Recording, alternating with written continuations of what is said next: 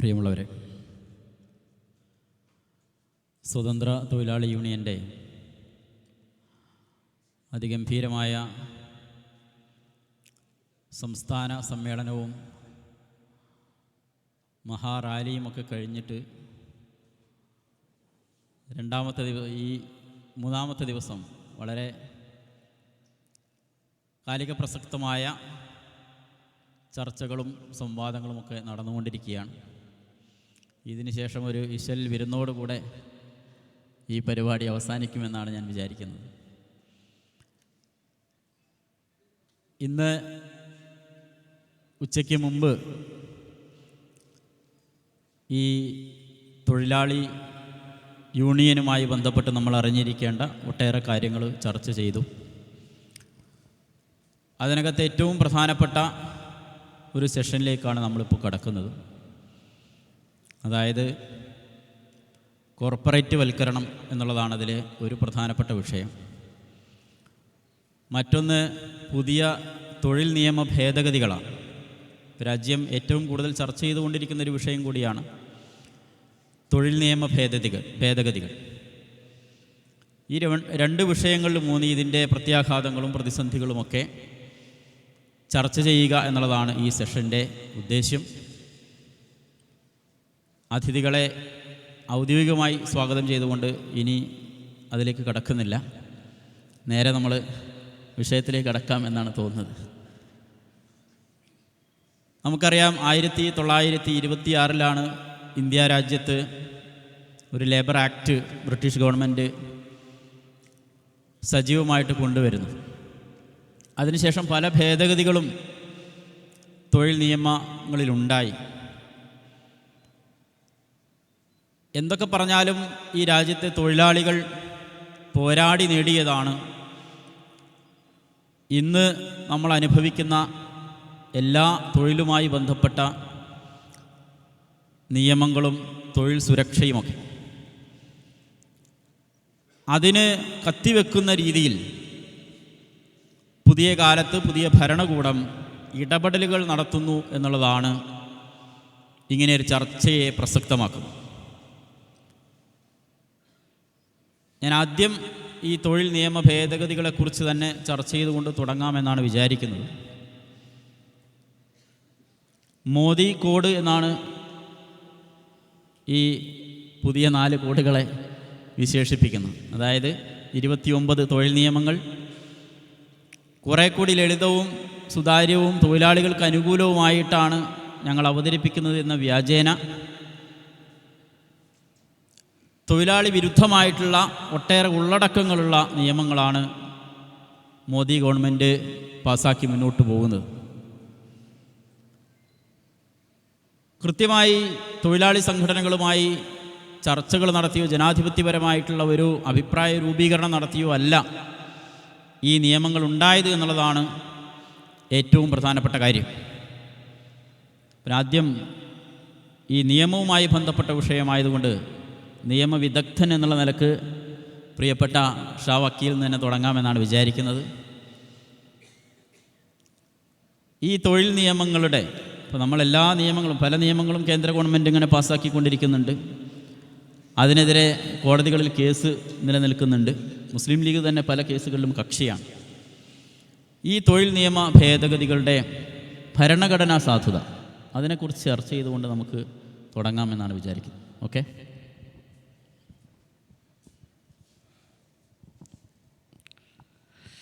ഷരീഫ് സാഗർ സംസാരിക്കാൻ പറഞ്ഞ ഇഷ്യൂ ഈ രാജ്യം ഇന്ന് അഭിമുഖീകരിക്കുന്ന ഏറ്റവും വലിയ പ്രശ്നത്തെക്കുറിച്ച് തന്നെയാണ്. ഞാനതിന് മറുപടി പറയുമ്പോൾ ഈ സദസ്സിലിരിക്കുന്ന ആളുകളോടൊപ്പം ഇത് ശ്രവിക്കുന്ന ആയിരക്കണക്കിന് ആളുകൾ ഓൺലൈനിലുണ്ട് എന്ന ബോധ്യത്തോടെയാണ്. ഒരു നിയമം ഉണ്ടാക്കുമ്പോൾ ആ നിയമം ഭൂരിപക്ഷത്തിൻ്റെ നിയമമാണോ എന്ന് ചോദിക്കുന്നതിനപ്പുറം ഈ നിയമം ഭരണഘടനയുടെ നിയമമാണോ എന്ന് ചോദിക്കണം. ഒരു നിയമം ഉണ്ടാക്കുമ്പോൾ ഭരണകൂടത്തിനും ഭരണകക്ഷിക്കും ബോധ്യം വരേണ്ട കാര്യം ഒരാളുടെയും അവകാശം ആ നിയമത്തിലൂടെ നിഷേധിക്കപ്പെടുന്നില്ല എന്നാണ്. അവകാശമെന്ന് വെച്ചാൽ മൗലിക അവകാശങ്ങൾ.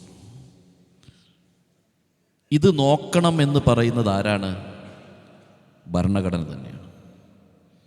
ഭരണഘടനയുടെ 13-ാം അനുച്ഛേദം പറയുന്നു, ഈ ഭരണഘടന 1950 ജനുവരി 26 വരുമ്പോൾ അതിൽ 13-ാം അനുച്ഛേദമുണ്ട്.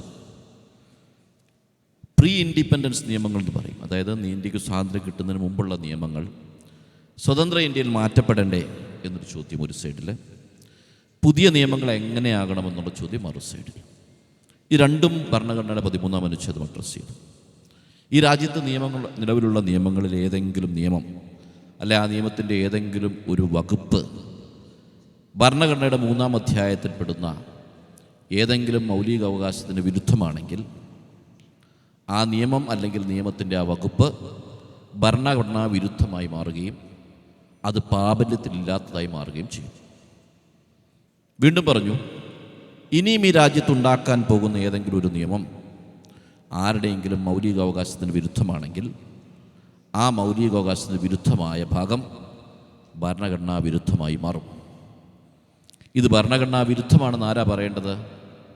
ഭരണഘടനാ കോടതികൾ, ഹൈക്കോടതികളും സുപ്രീം കോടതികളും. അതാണ് ആർട്ടിക്കിൾ 13-ൻ്റെ ജിസ്റ്റ്. അതാണ് നമ്മളതിനെ ഒരു ലിറ്റ്മസ് ടെസ്റ്റ് എന്ന് പറയും. ഇതിൻ്റെ കോൺസ്റ്റിറ്റ്യൂഷണാലിറ്റി ഇവാലുവേഷൻ നമ്മൾ പറയും.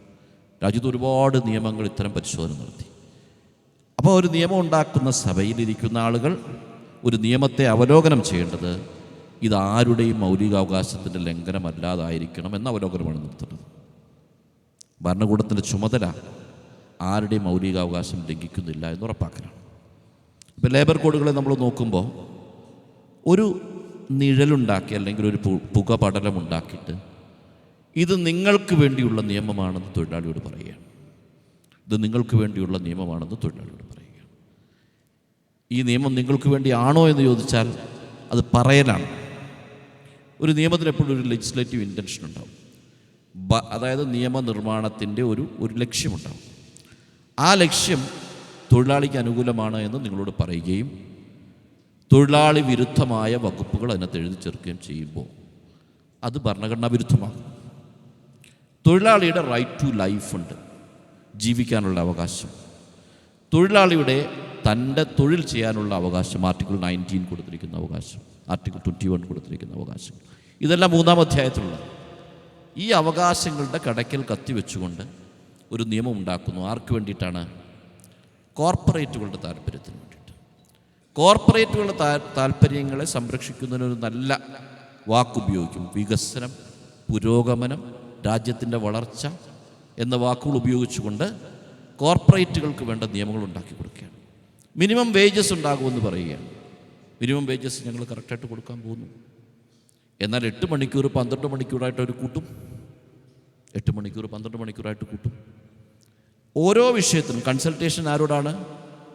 കൺസൾട്ടേഷൻ ഒരിക്കലും ഈ പറഞ്ഞ തൊഴിലാളി സംഘടനകളോടല്ല, consultation കോർപ്പറേറ്റുകളോടാണ്.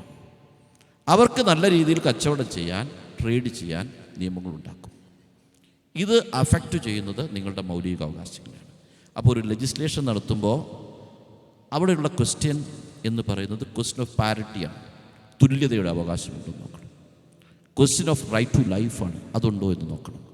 Question of right to do a പ്രൊഫഷനാണ്, റൈറ്റ് ടു ഹാവ് ആൻ ഓക്യുപ്പേഷനാണ്, അതുണ്ടോ എന്ന് നോക്കണം. Question of right to have a religion, professional religion ഉണ്ടോ എന്ന് നോക്കണം. എൻ്റെ സംസ്കാരം നിലനിർത്താനുണ്ടോ എന്ന് നോക്കണം. ഇതൊന്നും നോക്കാതെ ഇതെല്ലാം തച്ചുടയ്ക്കുമെന്ന് തീരുമാനിച്ചുകൊണ്ട് ഒരുപാട് നിയമങ്ങൾ ഈ രാജ്യത്തുണ്ടാക്കി. കഴിഞ്ഞ 10 വർഷം കൊണ്ട് ഇറക്കിയ നിയമങ്ങളും ലിസ്റ്റ് നമ്മൾ നോക്കിയാൽ നമ്മൾ തന്നെ, ഇന്ത്യൻ യൂണിയൻ മുസ്ലിം ലീഗ് തന്നെ എല്ലാ നിയമങ്ങളും ചലഞ്ച് ചെയ്തുകൊണ്ട് ഞങ്ങളൊക്കെ ചെയ്യുന്നത് PRSൻ്റെ സൈറ്റിൽ ഒരു നിയമത്തിൻ്റെ ഡ്രാഫ്റ്റ് അപ്ലോഡ് ചെയ്താൽ, ബില്ല് അപ്ലോഡ് ചെയ്താൽ ചലഞ്ച് അടിക്കുകയാണ്. അതായത് ഇതിനെ എങ്ങനെ കോടതിയിൽ ചലഞ്ച് ചെയ്യാമെന്നുള്ള പെറ്റീഷൻ അടിച്ചു തുടങ്ങും. കാരണം ഇത് എക്സ്ക്ലൂസിവിറ്റിയുടെ നിയമങ്ങളാണ്. ഒരു കൂട്ടം ആളുകളെ മാറ്റി നിർത്തിക്കൊണ്ട് മറ്റൊരു കൂട്ടരുടെ ഒരു കൂട്ടായ്മ ഉണ്ടാക്കിക്കൊണ്ട് ഈ ഒപ്രസീവ് നിയമങ്ങളാണ് ഉണ്ടാക്കുന്നത്. ഒന്നുകിൽ മതത്തിൻ്റെ പേരിലായിരിക്കാം, ഇല്ലെങ്കിൽ രാഷ്ട്രീയത്തിൻ്റെ പേരിലായിരിക്കാം, ഇല്ലെങ്കിൽ തൊഴിലിൻ്റെ പേരിലായിരിക്കാം. ഇവിടെ നിങ്ങളോട് ചെയ്തിരിക്കുന്നത് ഒരു പക്ഷത്ത് കോർപ്പറേറ്റും മറുപക്ഷത്ത് തൊഴിലാളിയും.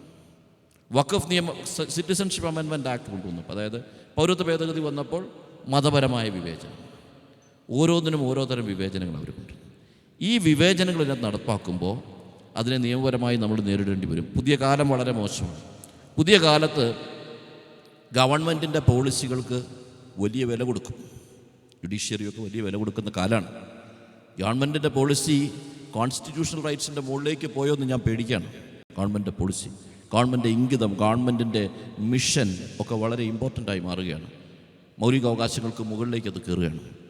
ആ കാലഘട്ടത്തിൽ നിയമങ്ങൾ അവരുണ്ടാക്കിക്കൊണ്ടേയിരിക്കും. നമ്മൾ നിയമം നിർമ്മിക്കുന്ന സഭയിൽ അത് ചൂണ്ടിക്കാണിക്കപ്പെടണം. ഭരണകൂടം തിരഞ്ഞെടുക്കപ്പെട്ട MP-മാർ, MLA-മാർ ചൂണ്ടിക്കാണിക്കും. മുസ്ലിം ലീഗിൻ്റെ MP-മാരും MLA-മാരും ഓരോ നിയമവും മുടിനാരിഴ കീറി പാർലമെൻറ്റിലും നിയമസഭയിലും ചോദ്യം ചെയ്തുകൊണ്ടേയിരിക്കും. ഭൂരിപക്ഷം അപ്പുറത്താണ് എന്നിരിക്കുമ്പോൾ അവരുടെ വിപ്പിൻ്റെ അടിസ്ഥാനത്തിൽ ആ ഒപ്രസീവ് നിയമങ്ങൾ പാസ്സായിക്കൊണ്ടേയിരിക്കും. നമ്മൾ കോടതിയിൽ പോയിക്കൊണ്ടേയിരിക്കും. പ്രശ്നം അവർക്ക് തന്നെ തോന്നണം ഭരണഘടനയാണ് നമുക്ക് ഏറ്റവും പ്രധാനമെന്ന് തോന്നണം. അവർക്ക് തോന്നില്ല. കാരണം ഈ ഭരണഘടനയും അവർ അക്സെപ്റ്റ് ചെയ്തിട്ടില്ല. ഭരണഘടനയും ഞങ്ങൾ അംഗീകരിക്കുന്നില്ല എന്ന് പറഞ്ഞവർ ഭരിക്കുകയാണ് നമ്മൾ. അതിൻ്റെ അപകടം തൊഴിലാളിക്കും സംഭവിച്ചിരിക്കുന്നു എന്നതാണ് ലേബർ കോഡിൻ്റെ പ്രത്യേകത. മറികടക്കാനുള്ള വഴി ജനകീയമായ മുന്നേറ്റങ്ങളാണ്. ഒന്നാമതായി ഇതിനെക്കുറിച്ചുള്ള ഒരു അവയർനെസ് നമ്മൾ ഉണ്ടാക്കേണ്ടതുണ്ട്. തൊഴിൽ നിയമത്തിൽ മാത്രമല്ല, എല്ലാ നിയമത്തിലും രാജ്യത്ത് നടന്നുകൊണ്ടിരിക്കുന്ന പ്രശ്നം, അപകടകരമായ പ്രശ്നങ്ങൾ നിയമനിർമ്മാണത്തിലും എക്സിക്യൂഷനിലും നടന്നുകൊണ്ടിരിക്കുകയാണ്. എക്സിക്യൂഷൻ ഇപ്പോൾ വഖഫ് ഭേദഗതി നിയമം ഉണ്ടാക്കി. വഖഫ് ഭേദഗതി നിയമത്തിലൂടെ എന്താ ഉദ്ദേശിക്കുന്നത്? രജിസ്റ്റർ ചെയ്യപ്പെടാത്ത വഖഫുകൾ ഇനിയും രജിസ്റ്റർ ചെയ്യാൻ കഴിയില്ല, അതെല്ലാം സർക്കാർ ഭൂമിയായി മാറുമെന്ന് പ്രഖ്യാപിക്കുകയാണ്. കലാപങ്ങളിലേക്ക് വിളിച്ചു വരുത്തുന്ന സാഹചര്യം രാജ്യത്തുണ്ടാക്കുകയാണ്. അവരുടെ ആഗ്രഹിക്കുന്നത് അത് തന്നെയാണ്. അപ്പോൾ അങ്ങനെ ഒരു കാലത്ത് നമ്മൾ ജീവിക്കുമ്പോൾ അത്തരത്തിലുള്ള ചിന്ത നമ്മുടെ മനസ്സിലുണ്ടാക്കുക. അതിനെക്കുറിച്ച് ഒരിക്കൽ പറഞ്ഞത്, നമ്മുടെ ലിബർട്ടി എന്നൊരു കോൺസെപ്റ്റ് ഉണ്ട്. ദ ലാമ്പ് ഓഫ് ലിബർട്ടി എന്ന് പറയും. അത് നമ്മുടെ ഹൃദയങ്ങളിൽ ബ്രൈറ്റർ ആൻഡ് ഹാർഡറായിട്ട്, ഏറ്റവും ശക്തമായി, ഏറ്റവും വെളിച്ചത്തിൽ സ്ഫുരിച്ച് നിൽക്കണം. നമ്മുടെ ഓരോരുത്തരുടെയും ഹൃദയത്തിൽ അത് സ്ഫുരിച്ച് നിൽക്കുന്നിടത്തോളം കാലം ഒരു മോദിക്കും ഈ രാജ്യത്തെ പിടിച്ചെടുക്കാൻ കഴിയില്ല. നമ്മുടെ ഹൃദയത്തിൽ നിന്ന് നഷ്ടപ്പെടുമ്പോൾ അവർ നമ്മളെ പരാജയപ്പെടുത്തും.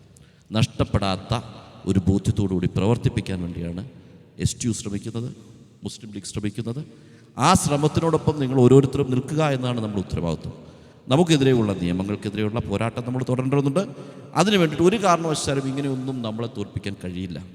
ഈ രാജ്യം ഗാന്ധിയുടെ രാജ്യമല്ലേ? ഈ രാജ്യം നെഹ്റുവിൻ്റെ രാജ്യമല്ലേ? അതങ്ങനെ തന്നെ നിലനിർത്താൻ കഴിയും. അതിഗംഭീരമായ പോരാട്ടവുമായി രാഹുൽ ഗാന്ധി ഒരു സൈഡിലുണ്ട്. അതുപോലെ തന്നെ ഒരുപാട് നേതാക്കൾ പോരാട്ടത്തിൽ നിൽക്കുന്നു.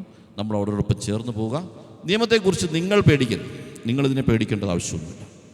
ഇതിനെയൊക്കെ നമ്മൾ മറികടക്കും. ഇതിനെയൊക്കെ ജനാധിപത്യത്തിൻ്റെ മാർഗത്തിൽ മറികടക്കാൻ നമുക്ക് കഴിയും എന്ന് ഞാൻ പറയാം. Thank you. വളരെ വ്യക്തമായി ഈ തൊഴിൽ നിയമങ്ങളിലുള്ള കോർപ്പറേറ്റ് സ്വാധീനത്തെക്കുറിച്ച് അദ്ദേഹം സൂചിപ്പിക്കുകയുണ്ടായി. ഈ കോർപ്പറേറ്റ് ദാസ്യം എന്ന് പറയുന്നത്, ഇപ്പോൾ ഇന്നലെ സാദിഖ് അലി ശിഹാബ് തങ്ങളുടെ പ്രസംഗത്തിലും അദ്ദേഹം അത് പറഞ്ഞിരുന്നു. അതായത് ഫാഷിസത്തിൻ്റെ പ്രധാനപ്പെട്ട ലക്ഷണങ്ങളിലൊന്നാണ് ഈ കോർപ്പറേറ്റ് ദാസ്യം എന്ന് പറയുന്നത്. 2014 ശേഷം എല്ലാ കാലത്തും കോർപ്പറേറ്റുകൾ ഉണ്ടായിട്ടുണ്ട്, അതൊരു സ്വാഭാവികതയാണ്. പക്ഷേ 2014 ശേഷം BJP ഗവൺമെൻറ് അധികാരത്തിൽ വന്നതിന് ശേഷം കോർപ്പറേറ്റുകൾ അതിഭീകരമായി തൊഴിൽ മേഖലയിൽ പിടിമുറുക്കിയിട്ടുണ്ട് എന്നുള്ളതൊരു യാഥാർത്ഥ്യമാണ്. അപ്പോൾ നമ്മുടെ നാട്ടിൽ വരെ അതിൻ്റെ സ്വാധീനം നമ്മളിങ്ങനെ കണ്ടുകൊണ്ടിരിക്കും. ഒരു മേഖലയിലല്ല, പല മേഖലകളിലാണ്. അപ്പോൾ കോർപ്പറേറ്റുകൾ തന്നെ റോഡുണ്ടാക്കുന്നു, അവർ തന്നെ ചുങ്കം പിരിക്കുന്നു. ഇപ്പോൾ പ്രിയപ്പെട്ട വിദ്യാ ബാലകൃഷ്ണനാണ് ചോദ്യം. അതായത് നമ്മൾ ഈ കോർപ്പറേറ്റ് ആധിപത്യം, ഈ സമഗ്രാധിപത്യം എത്രത്തോളം എന്ന് വെച്ചാൽ, ഇപ്പോൾ ആശുപത്രി മേഖലകളിലേക്ക് വരെ കോർപ്പറേറ്റുകൾ വന്നു. അതായത് ഇപ്പോൾ നമ്മൾ കോഴിക്കോട് നിന്ന് ചർച്ച ചെയ്യുമ്പോൾ കോഴിക്കോടുള്ള പ്രമുഖമായിട്ടുള്ള ആശുപത്രികളുടെ മേജർ ഷെയറുകൾ അവർ പിന്നെ കോർപ്പറേറ്റുകൾ US ആസ്ഥാനമാക്കിയിട്ടുള്ള കോർപ്പറേറ്റ് കമ്പനികൾ ഏറ്റെടുത്ത് കഴിഞ്ഞു. ഇപ്പോൾ ഒരാശുപത്രി പേര് പറഞ്ഞു കഴിഞ്ഞാൽ അവർക്ക് പ്രശസ്തി ഉണ്ടായി കൊടുക്കുന്നില്ല. 2500 കോടിയാണ് കോഴിക്കോട്ടെ ഒരു പ്രമുഖ ആശുപത്രിയുടെ ഷെയർ പിന്നെ US ആസ്ഥാനമായിട്ടുള്ളൊരു കമ്പനി ഏറ്റെടുത്ത്. ഒരു ആശുപത്രി 1100 കോടിയാണ്. അതായത് ഭീമമായ സംഖ്യ ആശുപത്രികളിൽ വരെ നിക്ഷേപിച്ചുകൊണ്ട് കോർപ്പറേറ്റുകൾ പിടിമുറുക്കുന്നൊരു കാലം. ഇ.ടി. മുഹമ്മദ് ബഷീർ MP ഈ കാര്യം പാർലമെൻറ്റിൽ ഉന്നയിക്കുകയുണ്ടായി കഴിഞ്ഞ സെഷനിൽ. അപ്പോൾ ഇത് രാഷ്ട്രീയ പ്രവർത്തകർ പോലും ശ്രദ്ധിക്കാതെ ഈ കോർപ്പറേറ്റുകൾ ആധിപത്യം ചെലുത്തുന്നത് സ്വാഭാവികമായിട്ടും, ഇപ്പോൾ അഡ്വക്കേറ്റ് മുഹമ്മദ് ഷാ പറഞ്ഞതുപോലെ സ്വാഭാവികമായിട്ടും ഈ തൊഴിൽ ബന്ധങ്ങളിൽ അല്ലെങ്കിൽ തൊഴിലാളികൾക്ക് വാല്യൂ കുറഞ്ഞു വരികയാണ്. അതായത് തൊഴിലാളികളെക്കാൾ ഈ ലാഭചിന്തക്ക് പ്രാധാന്യം കൊടുക്കുന്നൊരു കാലം. ഈ കാലത്തെ എങ്ങനെയാണ് ഒരു ആസ് എൻ അഡ്വക്കേറ്റ് എന്നുള്ള നിലക്കും അതുപോലെ തന്നെ ഒരു KPCCയുടെ സെക്രട്ടറി എന്നുള്ള നിലക്കുമൊക്കെ വിലയിരുത്തുന്നത്?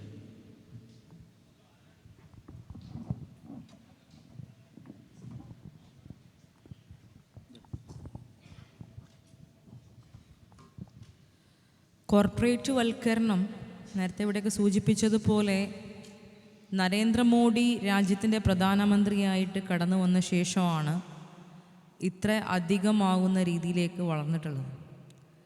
കഴിഞ്ഞ ദിവസങ്ങളിലൊക്കെ പലപ്പോഴായിട്ട് പാർലമെൻറ്റ് ചർച്ചയിൽ രാഹുൽ ഗാന്ധി ഉൾപ്പെടെ ഈ വിഷയം ഉന്നയിക്കുന്നത് കണ്ടിട്ടുണ്ട്. രാജ്യത്തിൻ്റെ മൊത്തം വരുമാനം അല്ലെങ്കിൽ പദ്ധതി വിഹിതങ്ങളിലടക്കം വലിയ രീതിയിൽ ഒരു ടാക്സ് ഇവേഷൻ കൊടുക്കുകയാണെങ്കിൽ കോർപ്പറേറ്റ് കമ്പനികളുടെ ടാക്സുകൾ പലപ്പോഴും നമ്മൾ രാജ്യത്ത് ഒഴിവാക്കി കൊടുക്കുന്ന സാഹചര്യം ഉണ്ടായിട്ടുണ്ട്. ഇന്ത്യയിലെ പൊതുമേഖലാ സ്ഥാപനങ്ങൾ നമുക്കെല്ലാവർക്കും അറിയാം, ഇന്ത്യൻ സമ്പദ് വ്യവസ്ഥ ഒരു കാലഘട്ടത്തിൽ നമ്മൾ മിക്സഡ് ഇക്കോണമി ആയിരുന്നു. അതിനുശേഷം ആഗോളവൽക്കരണവും ഉദാരവൽക്കരണവും ഒക്കെ കടന്നു വരുമ്പോഴും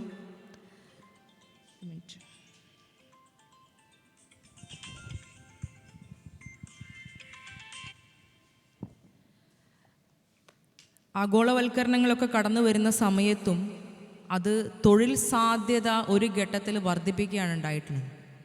പക്ഷേ മോഡി ഗവൺമെൻറ് കടന്നു വന്ന ശേഷം പൂർണ്ണമായിട്ടും രാജ്യത്തെ കോർപ്പറേറ്റ് കമ്പനികൾക്ക് മുന്നിൽ അടിയറവ് വയ്ക്കുന്ന ഒരു സാഹചര്യമാണ് ഉണ്ടായിട്ടുള്ളത്. ലാഭത്തിലിരിക്കുന്ന പൊതുമേഖലാ സ്ഥാപനങ്ങളെ അടക്കം വിറ്റൊഴിക്കുന്ന സാഹചര്യം ഉണ്ടായി. പലപ്പോഴായിട്ട് നമ്മൾ എയർപോർട്ടിലൊക്കെ പോകുന്ന സമയത്ത് ഒരു കാലത്ത് നമ്മൾ പറയും എയർ ഇന്ത്യ, ഇന്ത്യൻ എയർലൈൻസ് നമ്മുടെയാണെന്ന്. ശ്രീലങ്ക പോലുള്ള വലിയ സാമ്പത്തിക പ്രതിസന്ധിയുള്ള രാജ്യത്തിന് പോലും സ്വന്തമായിട്ട് എയർലൈൻസ് ഉള്ള ഒരു കാലഘട്ടത്തിൽ ഇന്ത്യ രാജ്യത്തിന് ഇന്നിപ്പോൾ സ്വന്തമായിട്ടൊരു എയർലൈൻ ഇല്ല. രാജ്യത്തെ എയർപോർട്ടുകൾ മുഴുവനായിട്ടും അഡാനിവൽക്കരിക്കപ്പെട്ടു. രാജ്യത്തെ പല പൊതുമേഖലാ സ്ഥാപനങ്ങളും അംബാനിയുടെ കയ്യിലാണ്. LIC പോലും നമ്മുടെയൊക്കെ ഏറ്റവും പ്രധാനപ്പെട്ട നമ്മൾ ഡിപ്പെൻഡ് ചെയ്യുന്ന ഒരു ഇൻഷുറൻസ് കമ്പനിയായിട്ടുള്ള LICയിൽ സ്വകാര്യവൽക്കരണം വരുന്നു. എല്ലാ മേഖലകളും ഇതേപോലെ വലിയ രീതിയിൽ കോർപ്പറേറ്റുകൾക്ക് തുറന്നു കൊടുക്കുന്ന സമയത്ത് രാജ്യത്തെ ജനങ്ങളോട് പൊതുവെ അതുകൊണ്ടാണല്ലോ തോന്നുന്ന രീതിയിൽ പല ചാർജ് ഏൽക്കുന്ന സാഹചര്യം ഉണ്ടായിട്ടുള്ളത്. ഇവിടെ സൂചിപ്പിക്കുകയുണ്ടായി ഹോസ്പിറ്റൽ ഇൻഡസ്ട്രി. ഒരു മനുഷ്യനെ സംബന്ധിച്ച് അവൻ്റെ ഏറ്റവും പ്രധാനപ്പെട്ട ആരോഗ്യ മേഖല അത് തകർക്കപ്പെടാനുള്ള ആസൂത്രിതമായിട്ടുള്ള ഒരു ശ്രമമാണ് രാജ്യത്ത് നടന്നുകൊണ്ടിരിക്കുന്നത്. അതിൻ്റെ തുടക്കമാണ്. ഒരു വശത്ത് നമ്മളെ സംബന്ധിച്ച് ഗവൺമെൻറ് ഹോസ്പിറ്റലിൽ പോയിട്ടുണ്ടെങ്കിൽ പാരസെറ്റമോൾ പോലും കിട്ടാത്ത അവസ്ഥയാണ്. മുറിവിന് മരുന്ന് വെച്ച് കിട്ടാൻ കഴിയാത്തതാണ് ഇന്ന് കേരളത്തിലെ ഗവൺമെൻറ് ഹോസ്പിറ്റലിൻ്റെ അവസ്ഥ എന്ന് പറയുന്നത്. കൈക്ക് ശസ്ത്രക്രിയയ്ക്ക് പോയി കഴിഞ്ഞിട്ടുണ്ടെങ്കിൽ ചിലപ്പം കാല് മുറിച്ചു കളയും. പ്രസവത്തിന് ശസ്ത്രക്രിയയ്ക്ക് പോയി സിസേറിയൻ നടത്തി കഴിഞ്ഞാൽ ഹർഷിനെ നിങ്ങൾക്ക് എല്ലാവർക്കും അറിയാം, കത്രിക വയറിനകത്ത് വെച്ച് പൂട്ടുന്ന തുന്നിടുന്ന ഒരു ഹോസ്പിറ്റൽ, ആ ഒരു രീതിയിലുള്ള ആരോഗ്യ രംഗമാണ് ഇന്ന് കേരളത്തിൽ നമ്മൾ കണ്ടുകൊണ്ടിരിക്കുന്നത്. ഞാനത് പറയുന്നത് ഇപ്പം കോഴിക്കോടുമായി ബന്ധപ്പെട്ട 2 ആശുപത്രിയുടെ കാര്യം പറഞ്ഞ സമയത്താണ്. വളരെ സ്വാഭാവികമായിട്ട് ഒരു മനുഷ്യനെ സംബന്ധിച്ച് അവൻ്റെ ഏറ്റവും വലിയ ആഗ്രഹം പരമാവധി എത്രയും നാൾ ജീവിക്കുക എന്നുള്ളതാണ്. ഒരു അസുഖം വരുന്ന സമയത്ത് ഗവൺമെൻറ് ഹോസ്പിറ്റലിൽ മന്ത്രിമാർ പോലും പറയുന്നു എങ്ങനെയാണ് ഗവൺമെൻറ് ഹോസ്പിറ്റലിൽ ഡിപ്പെൻഡ് ചെയ്യാൻ പറ്റാമെന്ന്. അപ്പോൾ അവിടെ നിന്ന് എല്ലാവരും സ്വകാര്യ ഹോസ്പിറ്റലുകളിലേക്ക് പോകുമ്പോൾ ആ സ്വകാര്യ മേഖലയിൽ കിട്ടുന്ന ട്രീറ്റ്മെൻറ്റ് പോലും പല വൈദേശിക ശക്തികൾക്കും കോർപ്പറേറ്റുകൾക്കും മുന്നിൽ അടിയറവ് വയ്ക്കുവാനുള്ള സാഹചര്യം ഉണ്ടാക്കി വച്ചിരിക്കുക. പണ്ടൊക്കെ 51% ഒരു ഇന്ത്യൻ കമ്പനി വരുന്ന സമയത്ത് 51% നിക്ഷേപം നിർബന്ധമായിട്ടും ഇന്ത്യൻ കമ്പനിയുടേതാവേണ്ടതായിരുന്നു. പക്ഷേ ഇന്ന് ആ നിയമങ്ങളെല്ലാം കാറ്റിൽ പറത്തി 100% വരെ വിദേശ നിക്ഷേപത്തിന് അനുമതി കൊടുക്കുന്ന രീതിയിലേക്ക് രാജ്യത്തിൻ്റെ കോർപ്പറേറ്റ് വൽക്കരണം എത്തിയിരിക്കുന്നു. 1% വരുന്ന കോർപ്പറേറ്റ് കുത്തകകളും മറുവശത്ത് 99% വരുന്ന സാധാരണക്കാരും എന്ന രീതിയിലേക്ക് രാജ്യത്തിൻ്റെ പണവും പദ്ധതി വിഹിതവും മാറുന്ന ഒരു സാഹചര്യത്തിലൂടെയാണ് നമ്മൾ കടന്നുപോയിക്കൊണ്ടിരിക്കുന്നത്. വളരെ സ്വാഭാവികമാണ്. ഒരു സ്ഥലത്ത് ഇൻവെസ്റ്റ് ചെയ്യുന്ന സമയത്ത് കോർപ്പറേറ്റുകൾ ഇൻവെസ്റ്റ് ചെയ്യുമ്പോൾ അവരുദ്ദേശിക്കുന്നത് ലാഭം മാത്രമാണ്. അത് ഇന്നോ ഇന്നലെയോ തുടങ്ങിയതല്ല. കോളനി വൽക്കരണത്തിൻ്റെ കാലഘട്ടം മുതൽ അന്ന് ബ്രിട്ടീഷുകാർ ചെയ്തത് നമ്മളെ ചൂഷണം ചെയ്യുമായിരുന്നു, അല്ലെങ്കിൽ പല വൈദേശികരും നമ്മുടെ നാടിനെ ചൂഷണം ചെയ്യുന്ന ഒരു സാഹചര്യം ഉണ്ടായിരുന്നു. പല കമ്പനികളും ആ രീതിയിൽ മുന്നോട്ട് പോകുന്നിടത്താണ് ട്രേഡ് യൂണിയൻ്റെ പ്രസക്തി ആ കാലഘട്ടങ്ങളിൽ ഉണ്ടായിട്ടുള്ളത്. ഒരു സ്ഥാപനത്തിൽ ബാർഗെയിനിങ് പവർ ഉണ്ടാക്കാൻ STU ഉൾപ്പെടെയുള്ള ട്രേഡ് യൂണിയൻ വഹിച്ചിട്ടുള്ള പങ്ക് എന്ന് പറയുന്നത് വളരെ വലുതാണ്. ഇന്ത്യൻ സ്വാതന്ത്ര്യ സമര കാലഘട്ടത്തിൽ പോലും നമ്മളെടുത്ത് പരിശോധിക്കണം, ആദ്യത്തെ ഒരു ഓർഗനൈസ്ഡ് ആയിട്ട് ഈ രാജ്യത്തിൻ്റെ ഒരു ബ്രിട്ടനെതിരായിട്ടുള്ള മൂവ്മെൻറ്റ് തുടങ്ങുന്നത് തൊഴിലാളികളിലൂടെയാണ്. ഗാന്ധിജി ആ നീലം തൊഴിലാളികളുടെ ഒരു സംഘടന അവിടെ ഒന്നിച്ച് ആ ഒരു സംഘടനത്തിലൂടെയാണ് ഇന്ത്യൻ സ്വാതന്ത്ര്യ സമരത്തിന് ഒരു തുടക്കം, ആ ഒരു മൂവ്മെൻറ്റ് ആ രീതിയിലേക്ക് ഉണ്ടാക്കിയെടുക്കാൻ കഴിഞ്ഞിട്ടുള്ളത്. അപ്പോൾ തൊഴിലാളികളെ ആണ് ഈ രാജ്യത്തിൻ്റെ സ്വാതന്ത്ര്യ സമരത്തിൻ്റെ തുടക്കം ഉണ്ടാക്കിയതെങ്കിൽ ഈ രാജ്യത്തെ ഇന്ന് കാണുന്ന എല്ലാ അവസ്ഥയിലും എത്തിയതിലും തൊഴിലാളികളും തൊഴിലാളി പ്രസ്ഥാനങ്ങളുടെയും പങ്ക് നമുക്ക് മാറ്റിവെക്കാൻ കഴിയില്ല. പക്ഷേ ഇന്നത്തെ ഒരു രാഷ്ട്രീയ സാഹചര്യത്തിൽ എസ്പെഷ്യലി നരേന്ദ്രമോദിയെ പോലുള്ള ഒരു ഫാസിസ്റ്റ് രാജ്യം ഭരിക്കുന്ന സമയത്ത് അവർക്ക് ഒരു വശത്ത് നേരത്തെ ഇവിടെ സൂചിപ്പിച്ചതുപോലെ വർഗീയത, മതം, അവിടെ ഭരണഘടന പോലും നിഷ്ക്രിയമാകുന്ന ഒരു സാഹചര്യമുണ്ട്. രാജ്യത്തിൻ്റെ ഭരണാധികാരികൾ, ഇലക്ഷൻ സംവിധാനം, ജനാധിപത്യ വ്യവസ്ഥിതി, അതുപോലെ തന്നെ കോടതി, അതുപോലെ ഇലക്ഷൻ കമ്മീഷൻ, എല്ലാ ഭരണഘടനാ സ്ഥാപനങ്ങളെയും RSS വൽക്കരിച്ചുകൊണ്ട്, വിദ്യാഭ്യാസ മേഖലയെ RSS വൽക്കരിച്ചുകൊണ്ട്, ഈവൻ കോടതിയെ പോലും RSS വൽക്കരണത്തിലേക്ക് അല്ല വക്കീലേ കൊണ്ടുപോകുന്ന ഒരു രാഷ്ട്രീയ സാഹചര്യമാണ് നമ്മുടെ മുന്നിലുള്ളത്.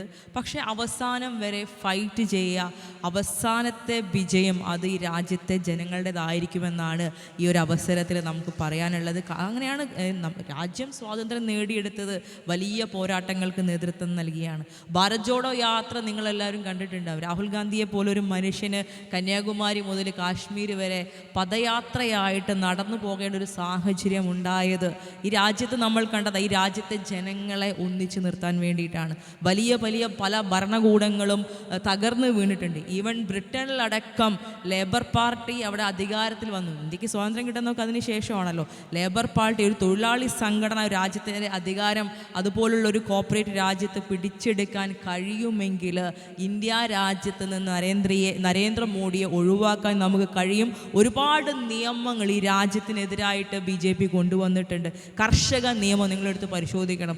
ടേൺ അടിക്കേണ്ടി വന്നു നരേന്ദ്രമോദിക്ക്. അതിശക്തമായിട്ടുള്ള കർഷക പ്രക്ഷോഭം അത് ഒരു ദിവസവും 2 ദിവസവും നടന്നതല്ല, മാസങ്ങളോളം, ഒരു വർഷത്തിലധികം കർഷകർ സംഘടിതമായിക്കൊണ്ട് നരേന്ദ്രമോദിക്ക് അവരുടെ മൂക്കിന് മുന്നിൽ സമരം നടത്തി.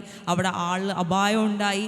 നരേന്ദ്രമോദിയുടെയും അതുപോലെ നിങ്ങൾ കണ്ടതാണ് എന്താണ് കാട്ടാള നീതിയും ആ വാഹനം ആ സമരത്തിലേക്ക് അടിച്ചു കയറി വരുന്നതും 8ഓളം ആളുകൾ കൊല ചെയ്യപ്പെടുന്നതൊക്കെ കാഴ്ച നമ്മൾ കണ്ടു. പക്ഷേ അവസാനം അവിടെ നിന്ന് ആ ഗവൺമെൻറ് ആ നിയമം പിൻവലിക്കേണ്ട സാഹചര്യം ഉണ്ടായി.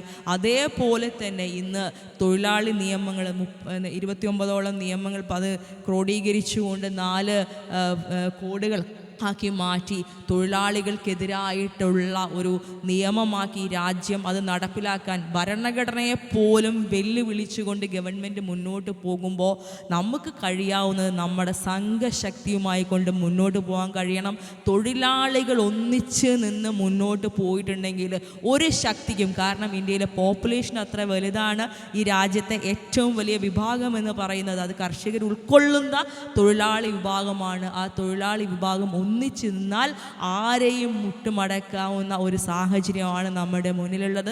അതുകൊണ്ട് അതിശക്തമായിട്ടുള്ള പ്രക്ഷോഭങ്ങൾ എല്ലാ ഭാഗത്തുനിന്നും ഉണ്ടാവണം. ട്രേഡ് യൂണിയനുകൾ ഇവർ പറയുന്നത് ചെറിയ ചെറിയ സ്ഥാപനങ്ങളിൽ ട്രേഡ് യൂണിയൻ അനുവദിക്കാൻ കഴിയില്ല. ട്രേഡ് യൂണിയൻ രജിസ്ട്രേഷൻസിന് അതുപോലെ പരിമിതികൾ കൊണ്ടുവരുന്ന സാഹചര്യമുണ്ട്. അതുപോലെ തന്നെ തൊഴിലാളികൾക്ക് കിട്ടേണ്ട അവകാശങ്ങൾ നഷ്ടപ്പെടുന്ന സാഹചര്യമുണ്ട്. അതിനെയൊക്കെ മാറ്റിമറിക്കാൻ നമുക്ക് ഒന്നിച്ചു നിന്നാൽ കഴിയുമെന്നാണ് ഈ ഒരു അവസരത്തിൽ പറയാനുള്ളത്. അതുകൊണ്ട് തന്നെ STU ഉൾപ്പെടെ അതിശക്തമായിട്ട് ഇനിയും മുന്നോട്ട് പോകണമെന്ന് കൂടി ഈ ഒരു അവസരത്തിൽ പറയുകയാണ്. Thank you. വളരെ കൃത്യമായിട്ട്, അതായത് കോർപ്പറേറ്റ് മൂലധന ശക്തികളുടെ ആധിപത്യം ഒരു യാഥാർത്ഥ്യമാണ് എന്ന് അംഗീകരിച്ചുകൊണ്ട് തന്നെ ഈ പ്രതിസന്ധികളും പ്രത്യാഘാതങ്ങളുമൊക്കെ നമ്മൾ വിലയിരുത്തിക്കൊണ്ട് തന്നെ അതിനെതിരെ മുന്നേറാനുള്ളൊരു പവർ, ഒരു ശക്തി തൊഴിലാളികൾക്കുണ്ട് എന്നാണ് പ്രിയപ്പെട്ട വിദ്യാ ബാലകൃഷ്ണൻ നമ്മോട് പങ്കുവച്ചത്. അത് നമുക്ക് ഒരു ആത്മവിശ്വാസം പകരുന്ന വർത്തമാനം കൂടിയാണ്. പുതിയ കാലം എന്നുള്ളത് പ്രതിസന്ധികളുടേത് മാത്രമല്ല, പ്രതീക്ഷകളുടേത് കൂടിയാണ് എന്നാണ് അവർ പറഞ്ഞത്. ഇനി പ്രിയപ്പെട്ട അഹമ്മദ് കുട്ടി ഉണ്ണികുളം അദ്ദേഹത്തിൻ്റെ അടുത്തേക്കാണ് നമ്മൾ പോകുന്നത്. സ്വതന്ത്ര തൊഴിലാളി യൂണിയൻ്റെ ദേശീയ പ്രസിഡൻ്റാണ് അദ്ദേഹം. ദീർഘകാലം ചന്ദ്രികയിൽ പത്രാധിപരായിരുന്നു. അതായത് തൊഴിലാളികൾക്കിടയിൽ പ്രവർത്തിച്ച് പരിചയമുള്ള വ്യക്തിത്വമാണ്. ഈ വിഷയവുമായി ബന്ധപ്പെട്ട് പ്രിയപ്പെട്ട അഹമ്മദ് സാഹിബ്, അതായത് നമ്മളിപ്പോൾ കോർപ്പറേറ്റ് വൽക്കരണത്തെക്കുറിച്ച് സംസാരിച്ചു, തൊഴിൽ നിയമങ്ങളിലെ ഭേദഗതികളെക്കുറിച്ച് സംസാരിച്ചു. ഈ കോർപ്പറേറ്റ് വൽക്കരണത്തിൻ്റെ വലിയൊരു പ്രശ്നമായിട്ട് എനിക്ക് തോന്നിയിട്ടുള്ളത് പല കോർപ്പറേറ്റ് സ്ഥാപനങ്ങളിലും തൊഴിലാളി സംഘടനകളില്ല എന്നത്. ഇപ്പോൾ നമ്മൾ STUവിനെ സംബന്ധിച്ചിടത്തോളം ഒരുപാട് മേഖലകളിൽ STU ഉണ്ട്. ഇപ്പോൾ IT മേഖലയിൽ ഉൾപ്പെടെ STU പ്രവർത്തിക്കുന്നുണ്ട്. പക്ഷെ പല കോർപ്പറേറ്റ് സ്ഥാപനങ്ങളിലും നിങ്ങൾ അന്വേഷിച്ചാൽ അറിയാം, അവിടെ സംഘടിതമായ ശക്തിയില്ല. തൊഴിലാളി സംഘടന എന്ന് അവർ കേട്ടിട്ട് പോലുമില്ല. അങ്ങനെയുള്ള സ്ഥാപനങ്ങൾ നമ്മൾ ഈ കോഴിക്കോട് വരെ ഉണ്ട്. അപ്പോൾ ഈ കോർപ്പറേറ്റ് വൽക്കരണത്തിൻ്റെ ഭീകരതകളെക്കുറിച്ചൊക്കെ നമ്മൾ ചർച്ച ചെയ്യുമ്പോൾ ഇതിനെ എതിർക്കേണ്ടത് സത്യത്തിൽ അതിനകത്തുള്ള തൊഴിലാളികളാണ്. പക്ഷെ അതിനകത്ത് തൊഴിലാളി സംഘടനയില്ല. ഇത്തരം ഘട്ടത്തിൽ സ്വതന്ത്ര തൊഴിലാളി യൂണിയനെ പോലെയുള്ള സംഘടനകളുടെ പ്രസക്തി എന്താണ്? എങ്ങനെയാണ് ഇത്തരം തൊഴിലാളികളിലേക്ക് നമ്മൾ ഇറങ്ങിച്ചെല്ലുക? അല്ലെങ്കിൽ അവരിലേക്ക് നമ്മൾ എങ്ങനെയാണ് അവരുടെ അവകാശ ബോധത്തെക്കുറിച്ച് അവർക്ക് പറഞ്ഞു കൊടുക്കുക എന്നതൊക്കെയാണ് ചോദിക്കാനുള്ളത്.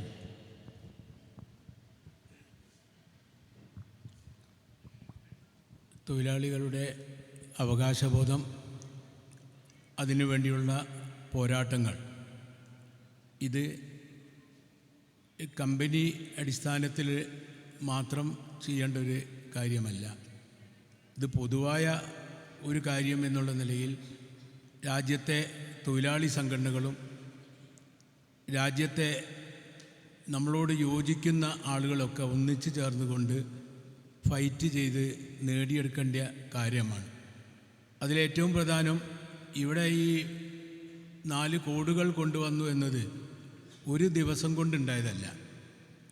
1-ാം മോഡി സർക്കാരിൻ്റെ ആദ്യത്തെ വർഷം തന്നെ കോർപ്പറേറ്റും ഗവൺമെൻറ്റും തമ്മിൽ ആലോചിച്ചുണ്ടാക്കിയ ഒരു തീരുമാനത്തിൻ്റെ അടിസ്ഥാനത്തിലാണ് ഈ നിയമ ഭേദഗതി, അതല്ല കോഡുകളാക്കി. ആദ്യം ഉദ്ദേശിച്ചത് നിയമ ഭേദഗതികളോടുകൂടി കാര്യങ്ങൾ ചെയ്യുക എന്ന് പറഞ്ഞത് അവർ മാറ്റിമറിച്ചതാണ്. അവരെങ്ങനെ മാറ്റിമറിച്ചത്? ഇത് ഈ നിയമത്തിൽ തൊട്ട് അതിലുള്ള ഭേദഗതി എന്നതിന് പകരം ഇത് മൊത്തം തന്നെ ഒന്ന് അനിഹിലേറ്റ് ചെയ്ത്, ഇല്ലായ്മ ചെയ്ത് ഒരു പുതിയ സംവിധാനം കൊണ്ടുവരിക എന്ന് പറഞ്ഞത് അത് തീർച്ചയായിട്ടും RSSൻ്റെ ഒരു വലിയ കോർപ്പറേറ്റ് ബന്ധത്തിൻ്റെ ഒരു അജണ്ടയാണ് എന്നതാണ് സത്യം. ഇപ്പോൾ നമ്മളിപ്പോൾ സാധാരണ ഈ കോഡുകൾ 4 കോഡുകളാണ് ഇവിടെ പറഞ്ഞു. അതിൽ പറഞ്ഞിട്ടുള്ള ഒന്ന് വേജ് കോഡ്. വേജ് കോഡ് എന്ന് പറഞ്ഞാൽ ശമ്പളമായിട്ട് ബന്ധപ്പെട്ടിട്ടുള്ള കോഡാണ് വേജ് കോഡ്. ഈ വേജ് കോഡിനെ തന്നെ, അതിനെപ്പറ്റി തന്നെ അതിൻ്റെ ഒരു വിദഗ്ധ സമിതി വളരെ കാലങ്ങളോളം ചർച്ച ചെയ്തു. അതിലൊന്ന് നമ്മൾ മനസ്സിലാക്കേണ്ടത്, തൊഴിലാളി പ്രസ്ഥാനങ്ങൾ കോർപ്പറേറ്റുകളുടെ അത്ര പണമുള്ളവരല്ല. നമുക്കിപ്പോൾ ഒരു വിഷയം വന്നാൽ വക്കീലിനെ ഏൽപ്പിക്കണം, അതുപോലെ തന്നെ അതിൻ്റെ മറ്റു കാര്യങ്ങളൊക്കെ ചെയ്യണം. എന്നാൽ ഈ കോർപ്പറേറ്റുകൾക്ക് ഇതിനേക്കാൾ എത്രയോ എളുപ്പമാണ്. കാരണം അവരെ സംവിധാനം എന്ന് പറയുന്നത്, അവരെ സിസ്റ്റം എന്ന് പറയുന്നത് വളരെ വലുതാണ്. ഒരു നിസ്സാര വിഷയം പോലും ഏറ്റെടുത്ത് കോടികൾ ചെലവാക്കാൻ അവർക്ക് കപ്പാസിറ്റി ഉണ്ട്. ട്രേഡ് യൂണിയനെ സംബന്ധിച്ചിടത്തോളം നമ്മളെ തൊഴിലാളി സംഘടനകൾക്ക് അങ്ങനെ ഒരു യോജിച്ച് എന്തൊക്കെ പറഞ്ഞാലും സാമ്പത്തികമായിട്ടുള്ള വിഷയങ്ങളിലൊന്നും കോർപ്പറേറ്റുകളോട് കിടപിടിക്കാൻ നമുക്ക് സാധിക്കുകയില്ല. അതേവസരം ഷാവക്കീലിലൂടെ പറഞ്ഞതുപോലെ ഇതിൻ്റെ നിയമപരമായ വിധത്തിൽ നമ്മളെ ഭാഗത്ത് ന്യായമുണ്ട് എന്നതിൻ്റെ അടിസ്ഥാനത്തിൽ നമുക്ക് നീതി കിട്ടും. ആ നീതിക്ക് വേണ്ടി പ്രവർത്തിക്കുക എന്നതാണ് നമുക്ക് ഏറ്റവും പ്രധാനമായിട്ടുള്ളത്. ഇപ്പോൾ പിന്നെ വേജ് കോഡ് വന്നു. വേജ് കോഡ് വന്നപ്പോൾ അതിൽ പ്രധാനമായിട്ട് payment of wages act, minimum wages act, equal remuneration act, അങ്ങനെ 6 നിയമങ്ങൾ അതിൻ്റെ പരിധി കൊണ്ടുവന്നു. ഈ 6 നിയമങ്ങൾ പരിധി കൊണ്ടുവന്നതിൻ്റെ അവസാനം എന്താണ്? ഒന്ന്, ശമ്പളം കൊടുക്കാം. അപ്പോൾ വേജസ് ആക്ട് പറഞ്ഞാൽ എളുപ്പത്തിൽ പറയാം, ശമ്പളം കൊടുക്കേണ്ട നിയമം, അല്ലെങ്കിൽ മിനിമം വേതനം നൽകേണ്ട നിയമം, അല്ലെങ്കിൽ തുല്യ പ്രതിഫലം നൽകേണ്ട നിയമം. ഇതിൽ യഥാർത്ഥത്തിൽ ഇവിടെ തൊട്ട് കളിച്ചാദ്യം. ആ തൊട്ട് കളിച്ചത് എങ്ങനെയാണ്? സ്ഥിരം തൊഴിലെന്ന് പറയുന്ന സംവിധാനത്തെ തന്നെ എടുത്തു കളയും. അതായത് നമ്മൾ ആ കോഡൊന്ന് ഓടിച്ച് ആർക്കും കിട്ടും. നമ്മൾ കോഡ് ഒന്ന് പഠിക്കണം എന്ന് ഉദ്ദേശിച്ചാൽ നമുക്കത് അതിൻ്റെ കോപ്പികൾ എടുത്ത് നോക്കാൻ കഴിയും. അതിൽ ഏറ്റവും പ്രധാനം എന്ന് പറഞ്ഞാൽ സ്ഥിരം തൊഴിൽ എന്ന് പറഞ്ഞത് സമ്പൂർണ്ണമായിട്ട് എടുത്തു കളയുന്ന വിധത്തിലുള്ള ഒരു വലിയ അത് വാസ്തവത്തിൽ വളരെ മാരകമായിട്ടുള്ള ഒരു ഭാഗമാണ്. അതുപോലെ തന്നെ ഈ നേരത്തെ ഇവിടെ പറഞ്ഞ പോലെ എന്താണ് നമ്മൾ ചിക്കാഗോ സമരത്തിൻ്റെ ഒക്കെ ബേസ്, എത്രയെങ്കിലും ജോലി എന്തെങ്കിലും കൂലി എന്നതാണ് അക്കാലത്ത് സ്ഥിതി.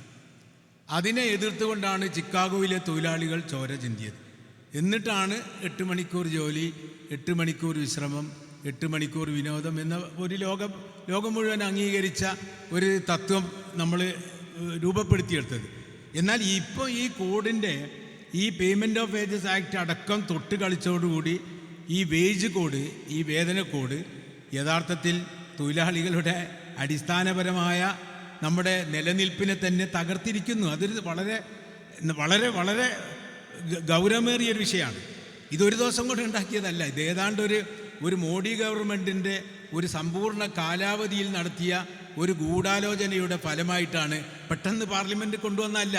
ഇതൊക്കെ ഒരുപാട് കാലം ഇപ്പോൾ ട്രേഡ് യൂണിയൻ രംഗത്തുള്ള ആളുകൾക്കൊക്കെ അറിയാം. അതുപോലെ തന്നെ തൊഴിൽ സുരക്ഷാ കോഡ് കേട്ടാൽ നല്ല സുഖമാണ്. തൊഴിൽ സുരക്ഷാ കോഡ് അപ്പോൾ എന്താ, തൊഴിലാളി നിയമങ്ങളൊന്നും ആരും ചിന്തിക്കേണ്ടതില്ലല്ലോ. ശരിക്കും തൊഴിൽ സുരക്ഷാ കോഡ് എന്ന് പറയുന്നത് ഫാക്ടറീസ് ആക്ടിനെയും mines act, building and construction workers act, plantation labour act, contract labourers act, motor transport workers act, sales promotion act, BD cigar act, ഇതിനൊക്കെ വിഴുങ്ങുകയാണ് ചെയ്തത്. ഇതിനൊക്കെ വിഴുങ്ങിക്കളഞ്ഞു. വാസ്തവത്തിൽ ഇതിൻ്റെ ഒരൊറ്റ ഈ കാര്യം ചെയ്യാൻ വേണ്ടി. അത് ചെയ്യുക ആർക്ക് വേണ്ടിയാണ്? കോർപ്പറേറ്റുകൾക്ക് വേണ്ടി. ഇത് കോർപ്പറേറ്റ് RSS ഒരു ഗൂഢാലോചനയുടെ വലിയൊരു ഭാഗമാണ്, വളരെ വലിയൊരു ഭാഗം. എന്നോ തുടങ്ങിയതാണ്. കാരണം കോർപ്പറേറ്റുകൾക്ക് ഇവിടെ നിലനിൽക്കണമെങ്കിൽ തൊഴിലാളി സംഘടന ഉണ്ടാവാൻ പാടില്ല, അവരാവശ്യം ചോദിക്കാൻ പാടില്ല. അപ്പോൾ ഇഷ്ടം പോലെ ചെയ്യണമെങ്കിൽ കോർപ്പറേറ്റുകൾക്കുള്ള സംവിധാനം ഒരുക്കണം. അതിൽ തന്നെ ഏറ്റവും വലിയ രസം ഇപ്പോൾ ഈ ജേർണലിസ്റ്റുകളും നോൺ ജേർണലിസ്റ്റുകളൊക്കെ ഇതിൽ വരും, തൊഴിൽ സുരക്ഷാ കോഡിൽ വരും. ഇപ്പോൾ ഞങ്ങൾ തന്നെ ഇവിടുത്തെ ലീഡേഴ്സൊക്കെ ഈ കോഴിക്കോട്ടെ പത്രക്കാരുമായിട്ട് ചർച്ച നടത്തിയിട്ട് അവർക്കും യഥാർത്ഥത്തിൽ ഈ വിഷയം ആദ്യമായിട്ട് മനസ്സിലാക്കി കൊടുത്തത് ഞങ്ങളാണ്, ട്രേഡ് യൂണിയൻ്റെ ആളുകളാണ്. ഞങ്ങൾ അവരോട് പറഞ്ഞു, നിങ്ങളെയും കൂടി വാദിക്കുന്ന പ്രശ്നമാണ്. അങ്ങനെയാണ് അന്ന് പ്രസ് ക്ലബിൻ്റെ പ്രസിഡൻറ്റ് കമാൽ വരദൂരൊക്കെ വന്ന് അതിൻ്റെ കാര്യങ്ങളൊക്കെ അന്വേഷിച്ച് അതിൻ്റെ ഈ മീറ്റിങ്ങൊക്കെ വിളിച്ച് ഇളമര കരീം അടക്കം ഞങ്ങളൊക്കെ എല്ലാവരും ആ മീറ്റിങ്ങിലൊക്കെ പങ്കെടുത്തത്. അപ്പോൾ അതുപോലെ തന്നെ പിന്നെ നോൺ ജേർണലിസ്റ്റ് ആക്ടുകൾ അത് 2 ഉണ്ട്. കുറേ ആക്ടുകൾ അതിൻ്റെ അനുബന്ധമായിട്ടുണ്ട്. അത് യഥാർത്ഥത്തിൽ അങ്ങനെ. പിന്നെ ഒന്നുള്ളത് ഇൻഡസ്ട്രിയൽ കോഡ്, വ്യവസായ ബന്ധ കോഡ്. വ്യവസായ ബന്ധ കോഡ് എന്ന് പറയുമ്പോൾ വ്യവസായ ബന്ധ നിയമം എന്നൊക്കെ പറഞ്ഞ് മുമ്പ് പല നിയമങ്ങളും കൊണ്ടുവരാൻ ശ്രമിച്ചിട്ടുണ്ട്. അപ്പോൾ അത് ഇവർക്ക് എളുപ്പമായി. കാരണം മുമ്പത്തെ വ്യവസായ ബന്ധ നിയമം എന്നൊക്കെ പറയുന്നത് വളരെ തൊഴിലാളി വിരുദ്ധമായിട്ട് തൊഴിലാളികൾ ഒറ്റക്കെട്ടായി സമരം ചെയ്ത് അത് പിൻവലിപ്പിച്ചാണ്. വളരെ ശക്തമായിട്ട് സമരം ചെയ്തിട്ട് പിൻവലിച്ചാണ്. പക്ഷേ അത് പിൻവലിച്ച കാലത്ത് കേന്ദ്രത്തിൽ മോഡിയല്ല, കേന്ദ്രത്തിൽ കോൺഗ്രസിൻ്റെ, നേരത്തെ മാഡം ഇവിടെ പറഞ്ഞ പോലെ കോൺഗ്രസിൻ്റെ നമ്മുടെ UPA ഗവൺമെൻറ്റാണ് ആ സമയത്തുള്ളത്.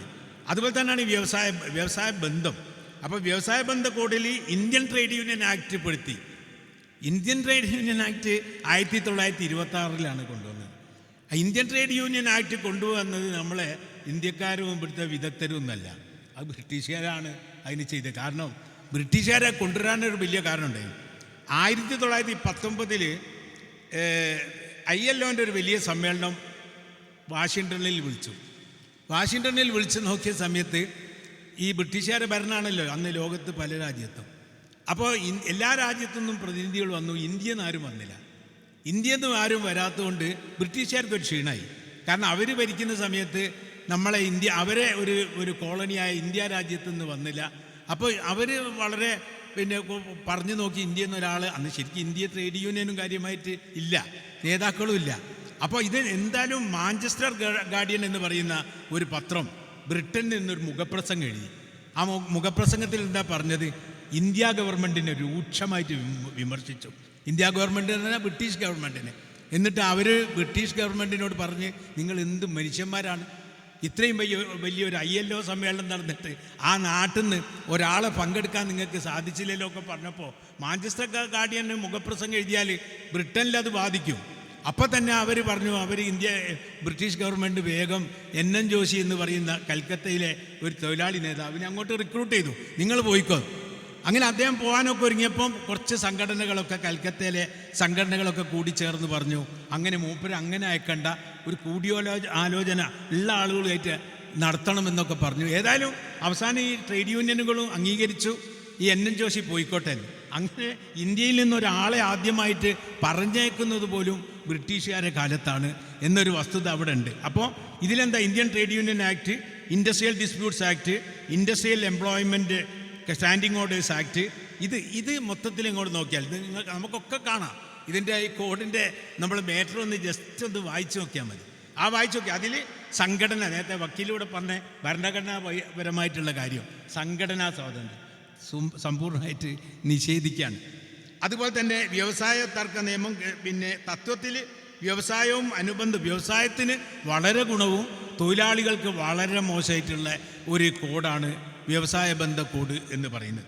പിന്നെ സുരക്ഷാ കോഡ്. കാരണം തൊഴിലാളി യൂണിയൻ ഏറ്റവും ആവശ്യപ്പെട്ടത് സുരക്ഷ വേണം, സേഫ്റ്റി വേണം. കാരണം ഇപ്പോൾ സേഫ്റ്റി ഇല്ല.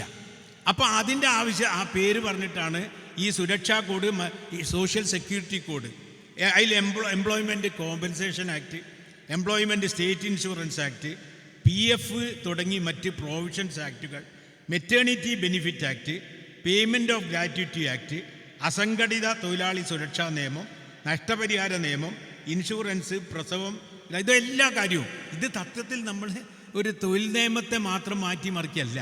ഗ്രാറ്റുവിറ്റി എന്ന് പറയുന്നത് തൊഴിലാളിക്ക് മാത്രം, ഈ തൊഴിലാളികൾക്ക് അതിൻ്റെ അപ്പുറം ഗ്രാറ്റുവിറ്റി എല്ലാ വിഭാഗം ആളുകൾക്കും കിട്ടേണ്ട കാര്യമാണ്.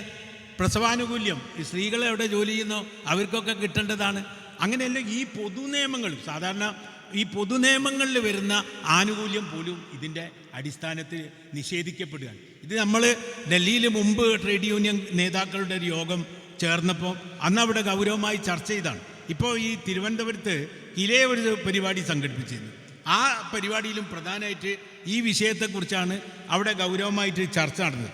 അപ്പോൾ യഥാർത്ഥത്തിൽ ഇത് ചെയ്തത്, ഞാൻ പറഞ്ഞു കൊണ്ടുവരുന്നത്, ഒന്ന് സ്പീഡാക്കണം, ഞാൻ പൂർത്തിയാക്കട്ടെ എന്ന് വിചാരിച്ചിട്ടാണ്. അപ്പോൾ ഇത് പറഞ്ഞു കൊണ്ടുവന്നത് ഈ നിയമങ്ങളൊക്കെ ഇനി ഒരുപാട് ബാക്കി പറയുന്നില്ല. Workmen's compensation act, ease of doing business, പിന്നെ അങ്ങനെ ഒരുപാട് കാര്യമുണ്ട്. ഇപ്പോൾ തൊഴിലുറപ്പ് നിയമം വരെ എത്തി നിൽക്കുന്ന കാര്യമാണ്. അപ്പോൾ ചുരുക്കത്തിൽ ഇതൊരു വലിയ ഗൂഢാലോചനയുടെ ഭാഗമാണ്. വക്കീലും ഇവരൊക്കെ ഇവിടെ പറഞ്ഞതുപോലെ പിന്നെ നമ്മളെ സംഘടിത ശക്തി അതിനാർക്കും തകർക്കാൻ കഴിയില്ല. ആ സംഘടിത ശക്തിയെ ശക്തിപ്പെടുത്തിക്കൊണ്ട് വരിക, SUവിനെ പോലുള്ള സംഘടനകളെ കൂടുതൽ കരുത്തുറ്റതാക്കുക. ആ നിലയിൽ കൂടി മാത്രമേ ഇതിനെ നേരിടാൻ സാധിക്കുകയുള്ളൂ. Okay, thank you. അതായത് തൊഴിൽ നിയമ ഭേദഗതികളുടെ സ്ഥിതിവിശേഷങ്ങളെക്കുറിച്ചാണ് അദ്ദേഹം വളരെ വ്യക്തമായിട്ട് സൂചിപ്പിച്ചത് നമ്മളോട്. ഇവിടെ നമുക്ക് സമയക്കുറവുള്ളത് കൊണ്ട് നമുക്ക് ഉത്തരങ്ങളൊന്ന് സ്പീഡാക്കണം എല്ലാവരും. അതായത് അഡ്വക്കേറ്റ് മുഹമ്മദ് ഷായോട് ചോദിക്കാനുള്ളത്, ഇപ്പോൾ നേരത്തെ പറഞ്ഞു പലരും, അതായത് ഇപ്പോൾ ഈ കോർപ്പറേറ്റുകൾ പിടിമുഴുക്കുന്നു എന്നുള്ളതൊരു യാഥാർത്ഥ്യമാണ്. ഈ കോർപ്പറേറ്റുകളിൽ പ്രധാനപ്പെട്ട മുദ്രാവാക്യം ഹയർ ആൻഡ് ഫയർ എന്നുള്ളതാണ്. അതായത് ഉപയോഗിക്കുക, വലിച്ചെറിയുക. തൊഴിലാളികളുടെ അവകാശങ്ങൾക്കൊന്നും ഒരു പ്രസക്തിയില്ല. ഇപ്പോൾ 8 മണിക്കൂർ ജോലി, ഇപ്പോൾ നേരത്തെ അഹമ്മദ് കുട്ടി സാഹിബ് പറഞ്ഞു, 8 മണിക്കൂർ ജോലി, 8 മണിക്കൂർ വിശ്രമം, ഇതൊക്കെ ഒരു കോമൺ മുദ്രാവാക്യമാണെങ്കിൽ പോലും പല കമ്പനികളും ഇത് പ്രാവർത്തികമല്ല. അതായത് ഇപ്പോൾ ഞാൻ ഒരു സുഹൃത്തിനോട് ചോദിച്ചപ്പോൾ അവന് 9 മണിക്കൂറാണ്. അപ്പോൾ എന്താണ് 9 മണിക്കൂർ എന്ന് ചോദിച്ചപ്പോൾ 1 മണിക്കൂർ ലഞ്ച് ടൈമാണ്, അത് ജോലി കൂട്ടൂല എന്നാണ്. അപ്പോൾ അങ്ങനെ 9 മണിക്കൂറായാലേ അവർക്ക് പഞ്ച് ചെയ്യാൻ പറ്റുള്ളൂ.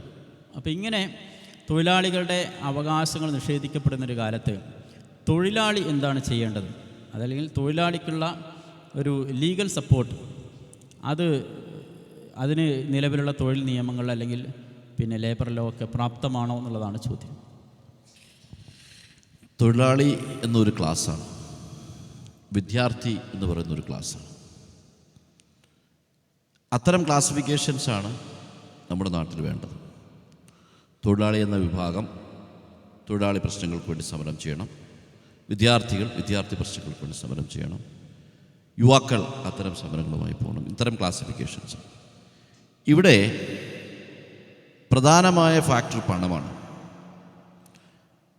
നമ്മുടെ ഭരണാധികാരികൾക്ക്, ഭരണകൂടത്തിന് കോർപ്പറേറ്റുകളെ ആവശ്യമുണ്ട് എന്ന് വരുന്നത് പണത്തിന് വേണ്ടിയാണ്. കോർപ്പറേറ്റുകളാണ് പണത്തിൻ്റെ സോഴ്സ്. അവരാഗ്രഹിക്കുന്ന നിയമം അവർക്കുണ്ടാക്കി കൊടുക്കും, അവർ ഇഷ്ടപ്പെടുന്നത് പോലെ അത് നടപ്പാക്കും. അങ്ങനെ നടപ്പാക്കുമ്പോൾ തൊഴിലാളി അഗ്രീവ്ഡ് ആകും. തൊഴിലാളിക്ക് അത് ബാധിക്കും, തൊഴിലാളി പ്രതികരിച്ചെന്നിരിക്കും. സമരങ്ങളും ഇപ്പോൾ കർഷകർ സമരം ചെയ്തതുപോലെ സമരം ചെയ്തെന്നിരിക്കും. അപ്പോൾ സംഘ് പരിവാർ എന്ത് ചെയ്യും? പുതിയൊരു നിയമം കൊണ്ട് അവിടെ മതമാണ്. മതം വെച്ചിട്ട് തൊഴിലാളിയെ വിഭജിക്കും, മതം പറഞ്ഞ് വിദ്യാർത്ഥികളെ വിഭജിക്കും, മതം പറഞ്ഞ് യുവജനങ്ങളെ വിഭജിക്കും. ഈ രാജ്യത്ത് കൊണ്ടുവരുന്ന ഈ അടുത്ത ഒരു 6-7 വർഷത്തിനകം വന്ന നിയമങ്ങൾ ഓരോന്നും നമ്മൾ നോക്കിക്കോളൂ. മതപരമായ വിഭജനമാണ് അതിൻ്റെ ലക്ഷ്യം. നിയമങ്ങൾ മാത്രമല്ല, എക്സിക്യൂട്ടീവ് ആക്ഷൻസ് നമ്മൾ നോക്കാം. ഇപ്പോൾ ഗ്യാൻ വാപ്പി പള്ളി, ബാബരി മസ്ജിദിൽ ഇഷ്യൂ ഉണ്ടായി, ക്ഷേത്രം പടുത്തു, ഗ്യാൻ വാപ്പി പള്ളി കർഷക സമരമായിട്ട് കണക്റ്റഡാണ് ആ ഇഷ്യൂ. രാജ്യത്തെ വിഷയങ്ങളെ, തൊഴിലാളികളുടെ പ്രശ്നങ്ങളെ തൊഴിലാളികൾ ഒന്നിച്ചെടുക്കാതിരിക്കാനായി, ഒന്നിച്ച് സമരം ചെയ്യാതിരിക്കാനായി തൊഴിലാളികളെ വിഭജിക്കുന്ന രാഷ്ട്രീയമുണ്ട്. ഇതൊരു ഫാസിസ്റ്റ് നിലപാടാണ്. അവരുടെ നയം എക്സ്ക്ലൂസിവിറ്റിയാണ്, അവരുടെ നയം പാർശ്വവൽക്കരിക്കപ്പെടലാണ്, ആളുകളെ മാറ്റി നിർത്തുക. ആ നയം ഒരു സൈഡിൽ അവർ നടപ്പാക്കും, കോർപ്പറേറ്റുകളിൽ നിന്ന് പണവും വാങ്ങും. ഈ സോഷ്യലിസ്റ്റ് രാജ്യത്തെ കടുത്ത ക്യാപിറ്റലിസ്റ്റിലേക്ക് അവർ വരിക. ലാഭമാർക്കാണ്? ലാഭം കോർപ്പറേറ്റുകൾക്കാണ്. നേരത്തെ ഷെരീഫ് സാഗർ പറഞ്ഞപ്പോൾ ഞാനും ആലോചിക്കുകയാണ്, ഫ്ലൈറ്റുകൾ, എയർലൈൻസ്, എയർപോർട്ട്, പൊതുമേഖല, എന്താണിപ്പോൾ ഉള്ളത്? പൊതുമേഖലയിൽ എന്താണുള്ളത്? പൊതുമേഖലാ സ്ഥാപനങ്ങൾ ആയതെങ്കിലും ഉണ്ടോ? ഇപ്പോൾ നമ്മൾ ഉദാഹരണത്തിന് BSNL ഫോണ് 25 കൊല്ലം ഉപയോഗിച്ച ഒരാളാണ് ഞാൻ. ഒരിക്കലും ഇത് മാറ്റില്ല എന്ന് ഞാൻ തീരുമാനിച്ചാണ്. വളരെ പ്ലാൻഡായിട്ട് നമ്മളെക്കൊണ്ടും അത് മാറ്റിച്ചു അല്ലേ? അത് മറ്റവർക്ക് കൊടുത്തു. ഏറ്റവും ഇനാക്റ്റീവായ, ഏറ്റവും മോശം സർവീസ് തരുന്ന സംവിധാനമായിക്ക് പൊതുമേഖലയെ മാറ്റും. നമ്മളെല്ലാം മറ്റതിലേക്ക് നമ്മളിപ്പോൾ അവരുടെ അടിമ. നാളെ ഇത് നിന്ന് പോകുമ്പോൾ അവർ പറയുന്ന തുകയ്ക്ക് അവരുടെയും നമ്മൾ പർച്ചേസ് ചെയ്യും, അവർ മാത്രമായി മാറും. ഇത് പൊതുസമൂഹത്തെ മൊത്തം ബാധിക്കുന്നൊരു ഇഷ്യൂ ആണ്. അതുകൊണ്ട് തൊഴിലാളികൾ ചെയ്യേണ്ട കാര്യം ഒറ്റക്കെട്ടായിട്ട് നിൽക്കണം, നമ്മുടെ പ്രശ്നത്തിന് മാത്രം നിൽക്കുക. അതിനിടയ്ക്ക് നമ്മളെ ഡൈവേർട്ട് ചെയ്യാൻ വേണ്ടി മതം വരും, മതത്തിലുള്ള ഉപജാതികൾ വരും, പല രൂപത്തിലുള്ള നിയമങ്ങൾ വരും, പല രൂപത്തിലുള്ള എക്സിക്യൂട്ടീവ് ആക്ഷൻ വരും.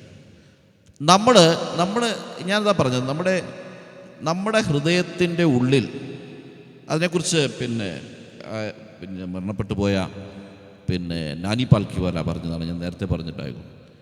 Unless the lamp of liberty burns brighter and harder in your mind and soul, no basic structure doctrine can help you എന്ന് പറഞ്ഞാൽ നിങ്ങളുടെ ഹൃദയത്തിലത് സ്ഫുരിക്കണം. നമ്മുടെ ഇഷ്യൂവിൽ കോൺസെൻട്രേറ്റ് ചെയ്യണം, നമ്മുടെ പ്രശ്നത്തിൽ മാത്രം നമ്മൾ നിൽക്കണം. നമ്മളെ ഡൈവേർട്ട് ചെയ്യാൻ നമ്മൾ അനുവദിക്കരുത്, മതം പറഞ്ഞ് വിഭജിക്കപ്പെടാൻ നമ്മൾ അനുവദിക്കരുത്. ഈ ഗവൺമെൻറ് പോളിസിക്കെതിരെയുള്ള പോരാട്ടം നമ്മൾ തുടരണം. ഇതൊരു ജനകീയ പ്രക്ഷോഭമായി മാറണം. ജനാധിപത്യത്തെ ബാധിക്കുമെന്ന് അവർക്ക് തോന്നണം, ഭരണത്തെ ബാധിക്കുമെന്ന് അവർക്ക് തോന്നണം. ഒറ്റക്കെട്ടായി മുന്നോട്ട് പോകാവുന്ന മുദ്രാവാക്യങ്ങൾ വിളിക്കണം. ആ മുദ്രാവാക്യത്തിലൂടെ അവരെ ബാധിക്കുമെന്ന് തോന്നിയാൽ, ഭരണമുണ്ടെങ്കിലല്ലേ കോർപ്പറേറ്റ് ഉള്ളൂ, ഭരണമുണ്ടെങ്കിലല്ലേ കോർപ്പറേറ്റിൻ്റെ പണമുള്ളൂ, ഭരണമുണ്ടാവില്ല എന്ന് തോന്നിക്കുന്ന തരത്തിലുള്ള മാറ്റങ്ങൾക്ക് വേണ്ടി നമ്മൾ നടത്തണം. അതല്ലാതെ ആനുകാലിക ഇന്ത്യയിൽ പ്രതിവിധിയില്ല എന്ന് വിശ്വസിക്കുന്നതാണ് ഞാൻ. പക്ഷെ അതുണ്ടാകും എന്ന കാര്യത്തിൽ എനിക്ക് യാതൊരു തർക്കവുമില്ല. കാരണം ഗാന്ധിയുടെ സ്വപ്നമാണ് ഈ രാജ്യം, നെഹ്റുവിൻ്റെ സ്വപ്നമാണ് ഈ രാജ്യം, കായികമില്ലത്തിൻ്റെ കണ്ണീരാണ് ഈ രാജ്യം. ഈ രാജ്യം നമുക്ക് തിരിച്ചു പിടിക്കാൻ കഴിയും. അത്തരത്തിലുള്ള മൂവ്മെൻറ്റ്സ് നമ്മൾ ഒരിക്കലും നമ്മളെ വിഭജിക്കാനുള്ളൊരു കാര്യം നമ്മുടെ ഇടയിൽ ഉണ്ടാകരുത്. സിംപ്ലി പറഞ്ഞാൽ ഗ്രൂപ്പിസവും വേർതിരിവും ഒന്നും നമ്മളിലുണ്ടാകരുത്. നമ്മൾ കോസിൽ മാത്രം നമ്മൾ നിൽക്കണം, നമ്മുടെ ലക്ഷ്യത്തിൽ മാത്രം നമ്മൾ നിൽക്കണം എന്നാണ് എൻ്റെ അഭിപ്രായം. Okay, thank you. നമ്മൾ അഡ്വക്കേറ്റ് മുഹമ്മദ് ഷാ പറഞ്ഞതിൻ്റെ ഒരു തുടർച്ച എന്നുള്ള നിലക്ക് കഴിഞ്ഞ ദിവസം ബജറ്റ് അവതരിപ്പിച്ചു. അതിനകത്ത് വരെ തൊഴിലാളി വിരുദ്ധമായിട്ടുള്ള ഒരുപാട് സംഗതികൾ വരികയും അതിൻ്റെ ചർച്ചകൾ നടന്നുകൊണ്ടിരിക്കുകയാണ്. അപ്പം ഇങ്ങനെ ഈ കോർപ്പറേറ്റ് ദാസ്യവും അതുപോലെ തന്നെ തൊഴിലാളി വിരുദ്ധ നടപടികളുമായിട്ട് മുന്നോട്ട് പോകുന്ന ഈ ഗവൺമെൻറ് ഇപ്പോൾ ഏറ്റവും അടുത്ത 12-ാം തീയതി പിന്നെ ട്രേഡ് യൂണിയൻ പണിമുടക്ക് നടക്കാൻ പോവുകയാണ്. അപ്പോൾ ഇങ്ങനെ രാജ്യം ഒരു പ്രക്ഷുബ്ധാവസ്ഥയിലേക്ക് നീങ്ങിക്കൊണ്ടിരിക്കുന്നു. ഇപ്പോൾ ഷാ വക്കീൽ പറഞ്ഞതിൻ്റെ ഒരു തുടർച്ചയായിട്ട് കൂടി പറയുകയാണ്. അപ്പോൾ ഇതിനെയൊക്കെ മറികടക്കാൻ, ഈ ജനകീയ വിഷയങ്ങളെയൊക്കെ മറികടക്കാനാണ് ഗവൺമെൻറ് ഈ മതവും ജാതിയും വർഗീയതയുമായിട്ട് വരുന്നത്. അപ്പോൾ ജനങ്ങൾ ഈ ജനകീയ വിഷയങ്ങൾക്ക് മുകളിൽ ഈ വൈകാരികതകളെ പ്രതിഷ്ഠിക്കുമോ, ഇതിനെന്തെങ്കിലും മാറ്റമുണ്ടാകുമെന്ന് പ്രതീക്ഷിക്കാമോ എന്നുള്ളതാണ്. തീർച്ചയായിട്ടും മാറ്റം ഉണ്ടായേ പറ്റുള്ളൂ. പക്ഷെ അതൊരു വളരെ സാവധാനത്തിലുള്ള ഒരു സാഹചര്യമാണ് ഇന്ന് നിലവിലുള്ളത്. കാരണം കഴിഞ്ഞ ഒരു 10 വർഷത്തിൻ്റെ ഇടയിൽ ഞാൻ രാജ്യത്ത് 1-2 സ്റ്റേറ്റ് ഒഴികെ ബാക്കിയുള്ള സംസ്ഥാനങ്ങളിലൊക്കെ ഞാൻ യാത്ര ചെയ്തിട്ടുണ്ട്. വലിയ രീതിയിലേക്ക് ആളുകളുടെ ഇടയിൽ ഈ ഒരു ഡിവിഷൻ വന്നു ചേർന്നിട്ടുണ്ട്. വലിയ പ്രതിസന്ധിയാണ് രാജ്യത്ത് നമ്മൾ നേരിടുന്നത്. പക്ഷെ അതിനൊക്കെ അതിജീവിക്കാവുന്ന രീതിയിലേക്ക് ജനങ്ങളുടെ ജീവിത സാഹചര്യം അതിൻ്റെ ഏറ്റവും മോശം അവസ്ഥയിലേക്കാണ് ഇന്ന് പോയിക്കൊണ്ടിരിക്കുന്നത്. പട്ടിണി സൂചികയിൽ പാകിസ്ഥാൻ്റെയും നേപ്പാളിൻ്റെയും പിന്നിലേക്ക് ഇന്ത്യ രാജ്യം ഇന്ന് എത്തി എന്നുള്ളതാണ് നരേന്ദ്രമോദി ഗവൺമെൻറ്റിൻ്റെ ഏറ്റവും വലിയ നേട്ടമെന്ന് എനിക്കിവിടെ പറയാൻ ആഗ്രഹിക്കുക. വളരെ സ്വാഭാവികമായിട്ടും മതം വിശപ്പ് മാറ്റില്ല എന്നുള്ള ഒരു ചിന്തയിലേക്ക് നാളുകളിൽ ആളുകൾ മാറേണ്ടതായിട്ട് വരും. മതം കൊണ്ടോ ജാതി കൊണ്ടോ വേർതിരിവ് കൊണ്ടോ നമ്മുടെ ബേസിക്കായിട്ടുള്ള നീഡ്സ് സാറ്റിസ്ഫൈ ചെയ്യാൻ കഴിയാത്ത ഒരു സാഹചര്യം എത്തുമ്പോൾ ആ ഒരു പോയിന്റിലായിരിക്കും ഈ രാജ്യത്തെ ഏറ്റവും വലിയ ഗവൺമെൻറ്റിനെതിരായിട്ടുള്ളൊരു മുന്നേറ്റം, ഒരു മൂവ്മെൻറ്റ് രാജ്യത്തുണ്ടാവുക. അതൊരു വശത്ത് നിൽക്കുന്ന സമയത്തും പ്രതീക്ഷയ്ക്ക് ഞാൻ നേരത്തെയും പറഞ്ഞു ഒരുപാട് വകയുണ്ട്. ഇന്ത്യയിൽ BJP ഇന്ന് ഭരിക്കുന്ന സമയത്തും BJP ഇതരമായിട്ടുള്ള ഒരു വലിയ വിഭാഗം ഈ രാജ്യത്തുണ്ട്. പക്ഷേ അതവിടെ ഇലക്ഷൻ കമ്മീഷനെയോ അല്ലെങ്കിൽ മറ്റു പലതിനെയും അവർ യൂട്ടിലൈസ് ചെയ്തിട്ട് വീണ്ടും അധികാരത്തിലേക്ക് വരികയാണ്. നമുക്കറിയാം, നമുക്ക് രാജ്യത്തിൻ്റെ പല സംസ്ഥാനങ്ങളിലും ഗവൺമെൻറ് അധികാരത്തിൽ വരുമ്പോൾ ഈ ഡിവിഷൻ ഉണ്ടാകുന്നുണ്ട്. ആളുകളുടെ വേർതിരിവും മതവും പ്രശ്നങ്ങളൊക്കെ നിൽക്കുന്ന സമയത്തും ഈ ഗവൺമെൻറ്റിനെതിരെയുള്ള വികാരങ്ങൾ ഉണ്ടാകുമ്പോൾ അതിനെ ഒന്നിച്ചു കൊണ്ടുപോകുന്നിടത്ത് നമുക്ക് പലപ്പോഴായിട്ട് വീഴ്ച പറ്റിയിട്ടുണ്ട്. അതിൽ കോർപ്പറേറ്റുകളുടെ സാന്നിധ്യം, ഞാൻ നേരത്തെ ഇവിടെ സംസാരിച്ചുകൊണ്ടിരിക്കുന്ന സമയത്ത് ഞാൻ ജസ്റ്റ് ഒന്ന് ഗൂഗിൾ ചെയ്ത് നോക്കിയത്, കഴിഞ്ഞ പാർലമെൻറ്റ് ഇലക്ഷൻ സമയത്ത് ഒരു വശത്ത് നിങ്ങൾ മനസ്സിലാക്കണം, കോൺഗ്രസ് ആണ് ഈ രാജ്യത്തെ മുഖ്യ പ്രതിപക്ഷ കക്ഷി. ഞങ്ങളുടെ ബാങ്ക് അക്കൗണ്ടുകൾ എല്ലാവർക്കും അറിയാം, ഇൻകം ടാക്സ് നിയമത്തിൽ രാഷ്ട്രീയ പ്രസ്ഥാനങ്ങൾ ടാക്സ് അടയ്ക്കേണ്ടെന്നില്ല എന്നും രാഷ്ട്രീയ പാർട്ടികൾ എക്സംപ്റ്റഡ് ആണ്. പക്ഷേ ഇൻകം ടാക്സിൻ്റെ പേര് പറഞ്ഞിട്ട് കോൺഗ്രസ് പാർട്ടീൻ്റെ ബാങ്ക് അക്കൗണ്ട് എല്ലാം ഫ്രീസ് ചെയ്തു. മറുവശത്ത് BJPക്ക് ഈ കോർപ്പറേറ്റ് കമ്പനികൾ ആ ഇലക്ഷൻ സമയം 2023-24 നൽകിയ പണത്തിൻ്റെ എമൗണ്ട് എന്ന് പറയുന്നത് 2243 കോടിയാണ്. ഇത് റെക്കോർഡ് ചെയ്ത പണമാണ്, കോർപ്പറേറ്റുകൾ കൊടുത്തതാണ്, റെക്കോർഡഡ് ആയിട്ടുള്ള. അത് റെക്കോർഡ് അല്ലാത്തത് ഇതിനേക്കാളും എത്രയോ ഇരട്ടിയായിരിക്കും. അപ്പോൾ ഞാൻ പറഞ്ഞു വരുന്നത്, ഒരു വശത്ത് പണമുണ്ട്, പവറുണ്ട്, വർഗീയതയുണ്ട്, അതിനപ്പുറമായിക്കൊണ്ട് ഇവർ നടത്തിക്കൊണ്ടിരിക്കുന്ന മാനിപ്പുലേഷൻസ് ഉണ്ട്. കഴിഞ്ഞ ദിവസം രാഹുൽ ഗാന്ധിയുടെ ഒരു പ്രസ് മീറ്റ് നിങ്ങളെടുത്ത് നോക്കണം. ഇന്ത്യയുടെ പ്രധാനമന്ത്രി എത്ര തവണ പത്രസമ്മേളനം നടത്തി? ശരിക്കും ഒരു ഇന്ത്യ കണ്ടിട്ടുള്ള ഒരു പ്രധാനമന്ത്രി ഇത്ര ഭീരുവാണ് എന്ന് നമ്മൾ കണ്ടിട്ടുള്ളത് ടെലിപ്രൊപ്പറേറ്റർ വെച്ച് മാത്രം വലിയ രീതിയിൽ അദ്ദേഹം പ്രസംഗിക്കും. ഇലക്ഷൻ വരുമ്പോൾ അയോധ്യ പറയും, ഇലക്ഷൻ വരുന്ന സമയത്ത് CAA പറയും, NRC പറയും, ഇങ്ങനത്തെ പൊളിറ്റിക്സ് പറയും, ജനങ്ങൾ ഡിവൈഡ് ചെയ്യും. പക്ഷേ അങ്ങനെ നിൽക്കുന്ന ഒരു സമയത്ത് പോലും രാഹുൽ ഗാന്ധി കഴിഞ്ഞ ദിവസം ഒരു പ്രസ് മീറ്റ് നടത്തുന്നു. അദ്ദേഹം പറയുന്നത് അത് കൃത്യമായിട്ടുള്ള ഡാറ്റ വെച്ചിട്ട് ഒരു വീട്ടിൽ നിന്ന് 80 ആളുകളുടെ വോട്ടർ പട്ടികയിൽ പേര് ചേർക്കുന്ന 80 ആൾ. നമുക്കൊക്കെ അച്ഛനുണ്ട്, അമ്മയുണ്ട്, ഉമ്മയുണ്ട്, ഉപ്പയുണ്ട്, ഉമ്മയ്ക്കും ഉപ്പയ്ക്കും പേരുണ്ട്. പക്ഷേ കർണാടകയിൽ ബാംഗ്ലൂർ സെൻട്രലിലുള്ള ഒരൊറ്റ അവിടെയുള്ള പാർലമെൻറ്റ് കോൺസ്റ്റിറ്റ്യുവൻസി അത് വെച്ചിട്ടാണ് നമ്മളതിൻ്റെ കണക്ക് ഡാറ്റ എടുത്തിട്ടുള്ളത്. അവിടെയുള്ള ഒരു അസംബ്ലി കോൺസ്റ്റിറ്റ്യുവൻസി, കേരളത്തിൽ നമ്മൾ 7 അസംബ്ലിയാണ് ഒരു പാർലമെൻ്റ് എങ്കിൽ കർണാടകയിൽ അത് 8 എണ്ണമാണ്. അതിലൊരൊറ്റ കോൺസ്റ്റിറ്റ്യുവൻസിയിൽ വെച്ച് കണക്കെടുക്കുന്ന സമയത്താണ് ഒരു വീട്ടിൽ അച്ഛൻ്റെ അമ്മയുടെയും പേര് നോക്കുമ്പം ABCD HIJK ഇങ്ങനെയാണ് വോട്ടർ പട്ടികയിൽ പേര് ചേർത്തിയിട്ടുള്ളത്. അപ്പോൾ ആ ഒരു വോട്ടിംഗ് ഒരാൾക്ക് ഒരു ഇലക്ഷൻ ഫേസ് ചെയ്യുന്ന സമയത്ത് ഏറ്റവും അടിസ്ഥാനമായിട്ടുള്ളത് വോട്ട് ചേർക്കുകയാണല്ലോ. നമ്മളിപ്പോൾ ചേർത്തിക്കൊണ്ടിരിക്കുകയാണ്. അതും കൂടി ഈ ഒരു അവസരത്തിൽ പറയാൻ ആഗ്രഹിക്കുകയാണ്. കേരളത്തിൽ പറയുന്നതിന് കുഴപ്പമില്ലല്ലോ അല്ലേ? കേരളത്തിൽ ഇലക്ഷൻ UDF വലിയ രീതിയിൽ STUയുടെ സമ്മേളനം ആയതുകൊണ്ട് പറയുകയാണ്, വലിയ രീതിയിൽ മുന്നേറ്റം ഉണ്ടാക്കി. കോർപ്പറേഷനുകൾ കോഴിക്കോട് നമുക്ക് നഷ്ടപ്പെട്ടു, പക്ഷേ തിരുവനന്തപുരം ഒഴികെ 6 കോർപ്പറേഷനിൽ 4 നമ്മൾ ജയിച്ചു. പഞ്ചായത്തുകൾ ഒട്ടുമിക്കവും വർഷങ്ങൾക്ക് ശേഷം പിടിച്ചു. കോഴിക്കോട് ജില്ലയിൽ ചരിത്രത്തിൽ ആദ്യമായിട്ട് ജില്ലാ പഞ്ചായത്ത് പിടിച്ചു. 80 അസംബ്ലി കോൺസ്റ്റിറ്റ്യുവൻസീസ് നമ്മൾ ലീഡാണ്. പക്ഷേ ഈ വോട്ട് ചേർക്കുന്ന പ്രക്രിയ ഇന്നലെ അതിൻ്റെ കണക്ക് പുറത്തു വരുന്ന സമയത്ത് നമ്മൾ വളരെ പിന്നിലാണ്. കോഴിക്കോട് ജില്ലയിൽ നിന്നുൾപ്പെടെ MLAമാരെ ജയിപ്പിക്കുന്ന ഒരു സാഹചര്യം ഉണ്ടായിട്ടില്ലെങ്കിൽ നമ്മൾ വീണ്ടും വിഷമിക്കുന്ന ഒരു സ്ഥിതി ഉണ്ടാകും എന്നുകൂടി ഈ ഒരു അവസരത്തിൽ പറയാൻ ഞാൻ ആഗ്രഹിക്കുകയാണ്. ആകസ്മികമായിട്ട് ഇലക്ഷനെ പറ്റി പറഞ്ഞതുകൊണ്ട് പറഞ്ഞതാണ്.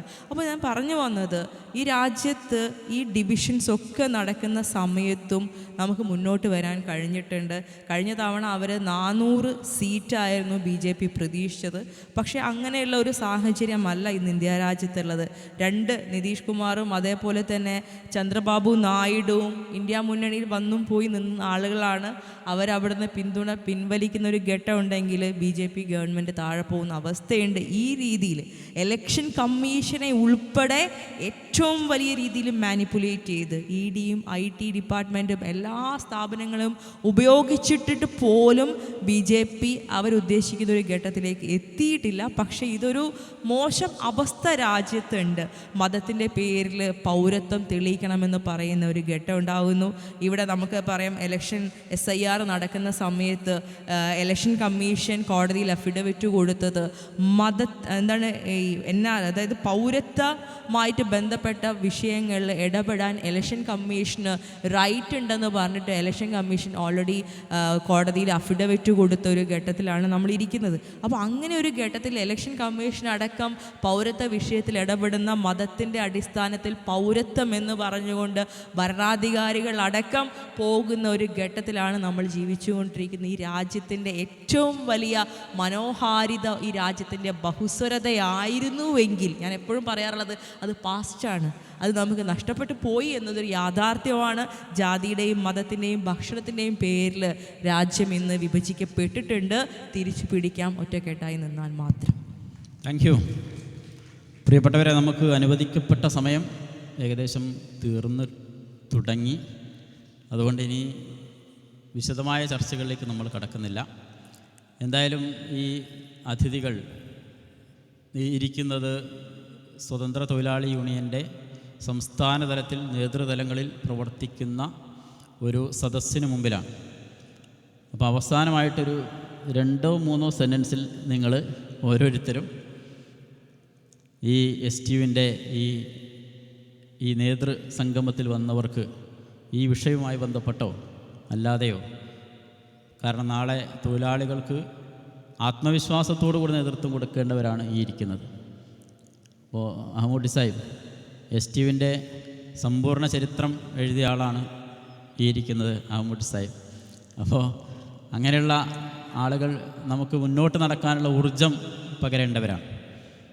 അപ്പോൾ ഒരു 2-3 സെൻറ്റൻസ് ദീർഘിപ്പിക്കാതെ നമ്മുടെ സദസ്സിനെ നമ്മൾ പ്രതിസന്ധികളെക്കുറിച്ചും വെല്ലുവിളികളെക്കുറിച്ചും പറയുക എന്നുള്ളതല്ല മുസ്ലിം ലീഗ് രാഷ്ട്രീയത്തിൻ്റെ ഒരു ദർശനം എന്ന് പറയുന്നത്. നമ്മൾ അതിജീവനത്തെക്കുറിച്ചും മുന്നേറ്റത്തെക്കുറിച്ചും അല്ലേ പ്രതീക്ഷകളെക്കുറിച്ചും സംസാരിക്കുന്നവരാണ്. അപ്പോൾ ആ രാഷ്ട്രീയത്തിൽ ഊന്നിക്കൊണ്ട് ഒരു 2 സെനൻസ്. Okay, അമൂഡ് sir. നമ്മൾ വിഷയങ്ങൾ അതിൻ്റെ ഒരു യഥാർത്ഥ പൊസിഷൻ ഇപ്പോൾ എല്ലാവർക്കും ഈ കോഡുകൾ ഇതൊക്കെയാണ് എങ്ങനെയാണെന്നുള്ളത് അറിഞ്ഞുകൊള്ളണമെന്നില്ല. അതിൻ്റെ ഒരു പൊസിഷൻ അത് നമ്മൾ മനസ്സിലാക്കി ഇപ്പോൾ പ്രധാനമായിട്ട് പിന്നെ ട്രേഡ് യൂണിയനുകൾ ഒന്നിക്കുക. ട്രേഡ് യൂണിയനുകൾ ഒന്നിപ്പിക്കാൻ വളരെ നല്ല പരിശ്രമം ഞങ്ങൾ നടത്തിയിട്ടുണ്ട്. പക്ഷേ BMS ആണ് ഇന്ത്യയിലെ ഏറ്റവും വലിയ ട്രേഡ് യൂണിയൻ. അവർ ഇതിൻ്റെ കൂടെ വരാൻ തയ്യാറല്ല. അതുതന്നെ നമുക്ക് ഡ്രോബാക്ക് ആണെങ്കിലും ബാക്കിയുള്ള ട്രേഡ് യൂണിയനുകൾ ഒറ്റക്കെട്ടായി ഒരേ സ്വരത്തോടു കൂടിയാണ് മുന്നോട്ട് പോകുന്നത്.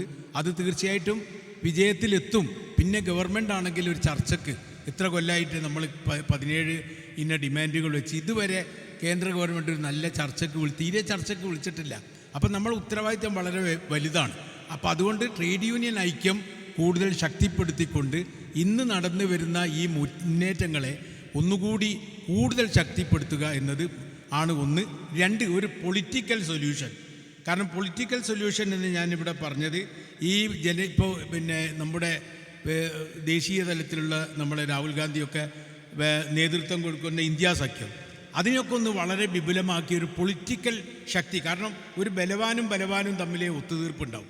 അപ്പോൾ ഒരു ബലവാനാക്കി കൂടുതൽ ഇതിനെയും നിലനിർത്തിക്കൊണ്ട് നമ്മളും നമ്മളെ സംഘടനകളും ഇവിടുത്തെ രാഷ്ട്രീയ നമ്മളെ അനുകൂലിക്കുന്ന എല്ലാവരും ഒറ്റക്കെട്ടായി നിന്നുകൊണ്ട് മുന്നോട്ട് പോയാൽ 100% വിജയമുണ്ടാകുമെന്ന ഉത്തമ വിശ്വാസമാണ് എന്നെ സംബന്ധിച്ചിടത്തോളം ഉള്ളത്. STUവിൻ്റെ പങ്ക് തീർച്ചയായിട്ടും STU വഹിക്കുക തന്നെ ചെയ്യും. കുറഞ്ഞ വാക്കിലെ മറുപടി പറയാൻ സാധിക്കുള്ളൂ. ശരീഫ് സാറ് വടിയെടുത്തിരിക്കുകയാണ്. എൻ്റെ വാക്കിതാണ്, സമരം ചെയ്യാൻ, ന്യായമായ ആവശ്യങ്ങൾക്കായി സമരം ചെയ്താൽ നിങ്ങളെ തുറങ്കിലടയ്ക്കും എന്ന് നിയമത്തിൽ എഴുതി വെക്കുമ്പോഴും ഈ രാജ്യത്തിൻ്റെ ഭരണഘടനയിൽ അനുച്ഛേദം 19(1) എയും ബിയും സിയും ഡിയും ഇപ്പോഴും നിലനിൽക്കുന്നു. ഫ്രീഡം ഓഫ് സ്പീച്ച് ആൻഡ് എക്സ്പ്രഷനുണ്ട്, ഫ്രീഡം ഓഫ് അസോസിയേഷനുണ്ട്, ഫ്രീഡം ഓഫ് മൂവ്മെൻ്റ് ഉണ്ട്, ഫ്രീഡം ഓഫ് അസംബ്ലി ഉണ്ട്. ആ രാജ്യത്തിൻ്റെ ഭരണഘടനയിൽ അതുണ്ട് എന്ന വിശ്വാസത്തിൽ ന്യായമായ കാര്യങ്ങൾക്കുള്ള പ്രക്ഷോഭങ്ങളുമായി ഒന്നിച്ച് നമുക്ക് മുന്നോട്ട് പോകാം എന്ന് മാത്രം ഞാൻ പറയുകയാണ്. സമര പോരാട്ടങ്ങൾ ഒരു കാലത്തും പരാജയപ്പെട്ടിട്ടില്ല എന്നുള്ളതാണ്. അത് ഏത് രാജ്യത്തിൻ്റെയും ഏത് രാഷ്ട്രീയ സംഘടനയുടെയൊക്കെ ചരിത്രം എടുത്ത് പരിശോധിക്കുന്ന സമയത്ത് അത് ന്യായമാണെങ്കിൽ, അത് നീതിയുള്ളതാണെങ്കിൽ അത് നമുക്ക് നേടിയെടുക്കാൻ സാധിച്ചിട്ടുണ്ട്. അത് ഈ രാജ്യത്തെ വീണ്ടെടുക്കാനുള്ള പോരാട്ടമാണെങ്കിലും, അത് തൊഴിലാളികളുടെ അവകാശ പോരാട്ടമാണെങ്കിലും, ഈ രാജ്യത്തിൻ്റെ ഭരണഘടന കഴിഞ്ഞ കുറേ നാളുകളായിട്ട് ചോദ്യമായി നിൽക്കുന്നിടത്താണ് നമ്മൾ നിൽക്കുന്നത്. ആ ഭരണഘടനയെ തിരിച്ചു പിടിക്കാനുള്ള പോരാട്ടമാണെങ്കിലും അതിലൊന്നിച്ച് നിന്നുകൊണ്ട് മുന്നോട്ട് പോകണം. സർവ്വ തൊഴിലാളി ഐക്യം ഉണ്ടാക്കിയെടുത്ത് മുന്നോട്ട് കൊണ്ടുപോകാൻ SITUക്ക് ഉൾപ്പെടെ കഴിയട്ടെ, STUവിന് ഉൾപ്പെടെ കഴിയട്ടെ എന്നാണ് ഈ ഒരു അവസരത്തിൽ പറയാനുള്ളത്. നന്ദി, നമസ്കാരം. Thank you. നമ്മൾ ഈ സെഷൻ അവസാനിപ്പിക്കുകയാണ്. ഏത് ഫാഷിസ്റ്റുകൾ ഭരിച്ചാലും, ഏത് കോർപ്പറേറ്റുകൾ നമുക്ക് നേരെ നഖം നീട്ടി വന്നാലും അതിനെയൊക്കെ തകർക്കാനുള്ള ഇച്ഛാശക്തിയും ആത്മധൈര്യവും തൊഴിലാളി ശക്തിക്കുണ്ട് എന്ന പ്രഖ്യാപനമാണ് നമ്മളിവിടെ നടത്തുന്നത്. നിങ്ങൾക്കെല്ലാവർക്കും വേണ്ടി ഈ ചർച്ചയിൽ പങ്കെടുത്ത മുഴുവൻ അതിഥികൾക്കും നന്ദി പറഞ്ഞുകൊണ്ട് ഔദ്യോഗികമായി നന്ദി ഉണ്ടല്ലോ അല്ലേ? ഓക്കെ, ഔദ്യോഗികമായി നന്ദി അറിയിക്കുന്നതിന് വേണ്ടി ക്ഷണിക്കും. ഈ സെഷനെ നന്ദി പ്രകാശിപ്പിക്കുന്നത് STU സംസ്ഥാന സെക്രട്ടറിമാരിലുള്ള C. അബ്ദുൽ നാസറാണ്. അദ്ദേഹത്തെ ക്ഷണിക്കുന്നു.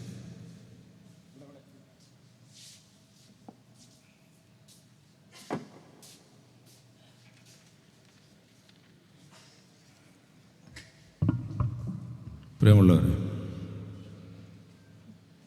വേദിയിൽ ഉപേക്ഷിതരായിട്ടുള്ള മഹത് വ്യക്തിത്വങ്ങളെ, സ്വതന്ത്ര തൊഴിലാളി യൂണിയൻ്റെ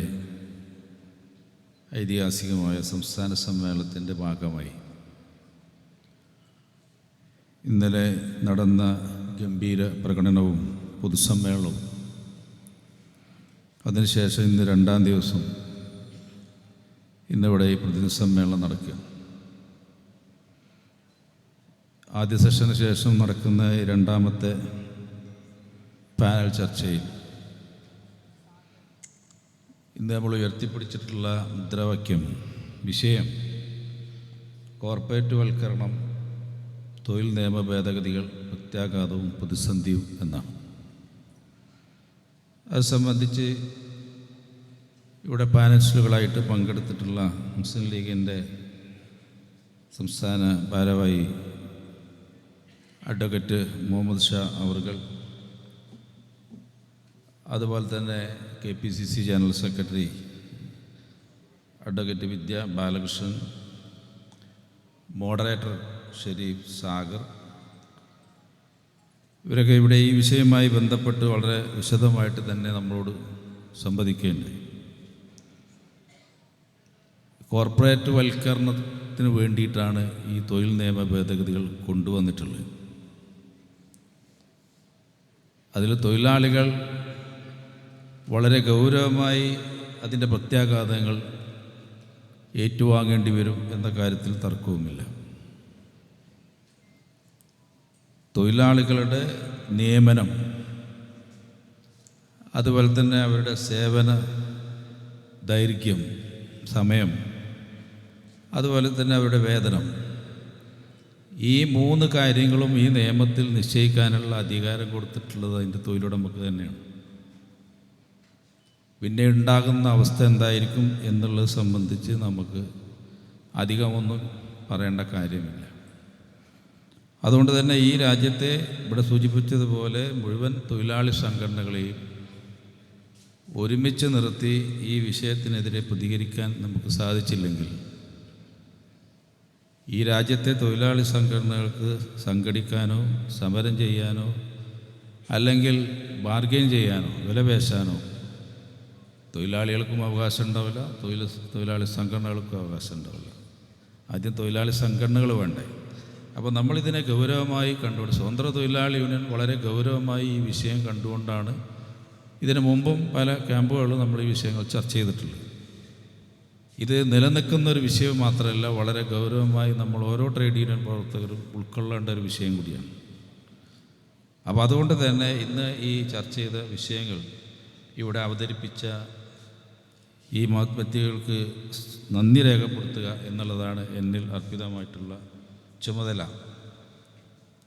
ഈ പരിപാടിക്ക് സ്വാഗതം ആശംസിച്ചത് സ്വതന്ത്ര തൊഴിലാളി യൂണിയൻ്റെ സംസ്ഥാന വൈസ് പ്രസിഡൻ്റായിട്ടുള്ള യൂത്ത് ലീഗിൻ്റെ സംസ്ഥാന വൈസ് പ്രസിഡൻ്റ് കൂടിയായിട്ടുള്ള അഷ്റഫ് കടന്നീരാണ്. അദ്ദേഹത്തിന് സംസ്ഥാന കമ്മിറ്റിയുടെ പേരിൽ നന്ദി രേഖപ്പെടുത്തുക.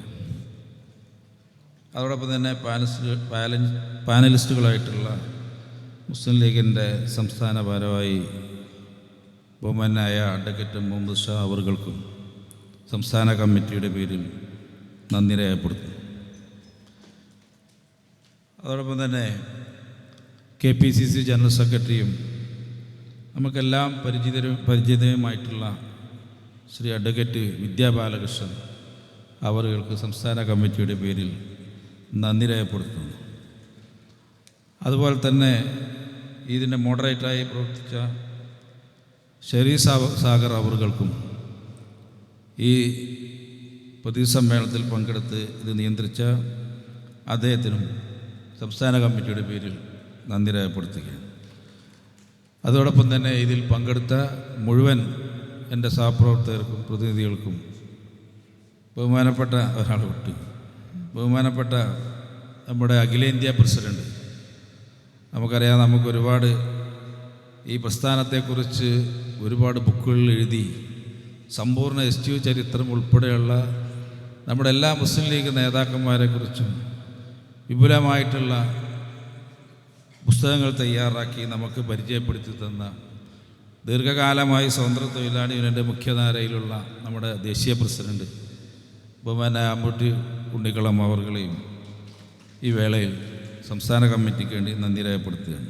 അതുപോലെ തന്നെ ഇവിടെ പങ്കെടുത്ത മുഴുവൻ പ്രതിനിധികൾക്കും എൻ്റെ സഹപ്രവർത്തകർക്കും ഇവിടെ ഇതിന് വേണ്ടി എല്ലാ കാര്യങ്ങളും കൈകാര്യം ചെയ്തിട്ടുള്ള എൻ്റെ മുഴുവൻ സഹപ്രവർത്തകർക്കും നേതാക്കൾക്കും സംസ്ഥാന കമ്മിറ്റിയുടെ പേരിൽ നന്ദി രേഖപ്പെടുത്തിക്കൊണ്ട് ഞാൻ അവസാനിപ്പിക്കുന്നു. ജയ് STU.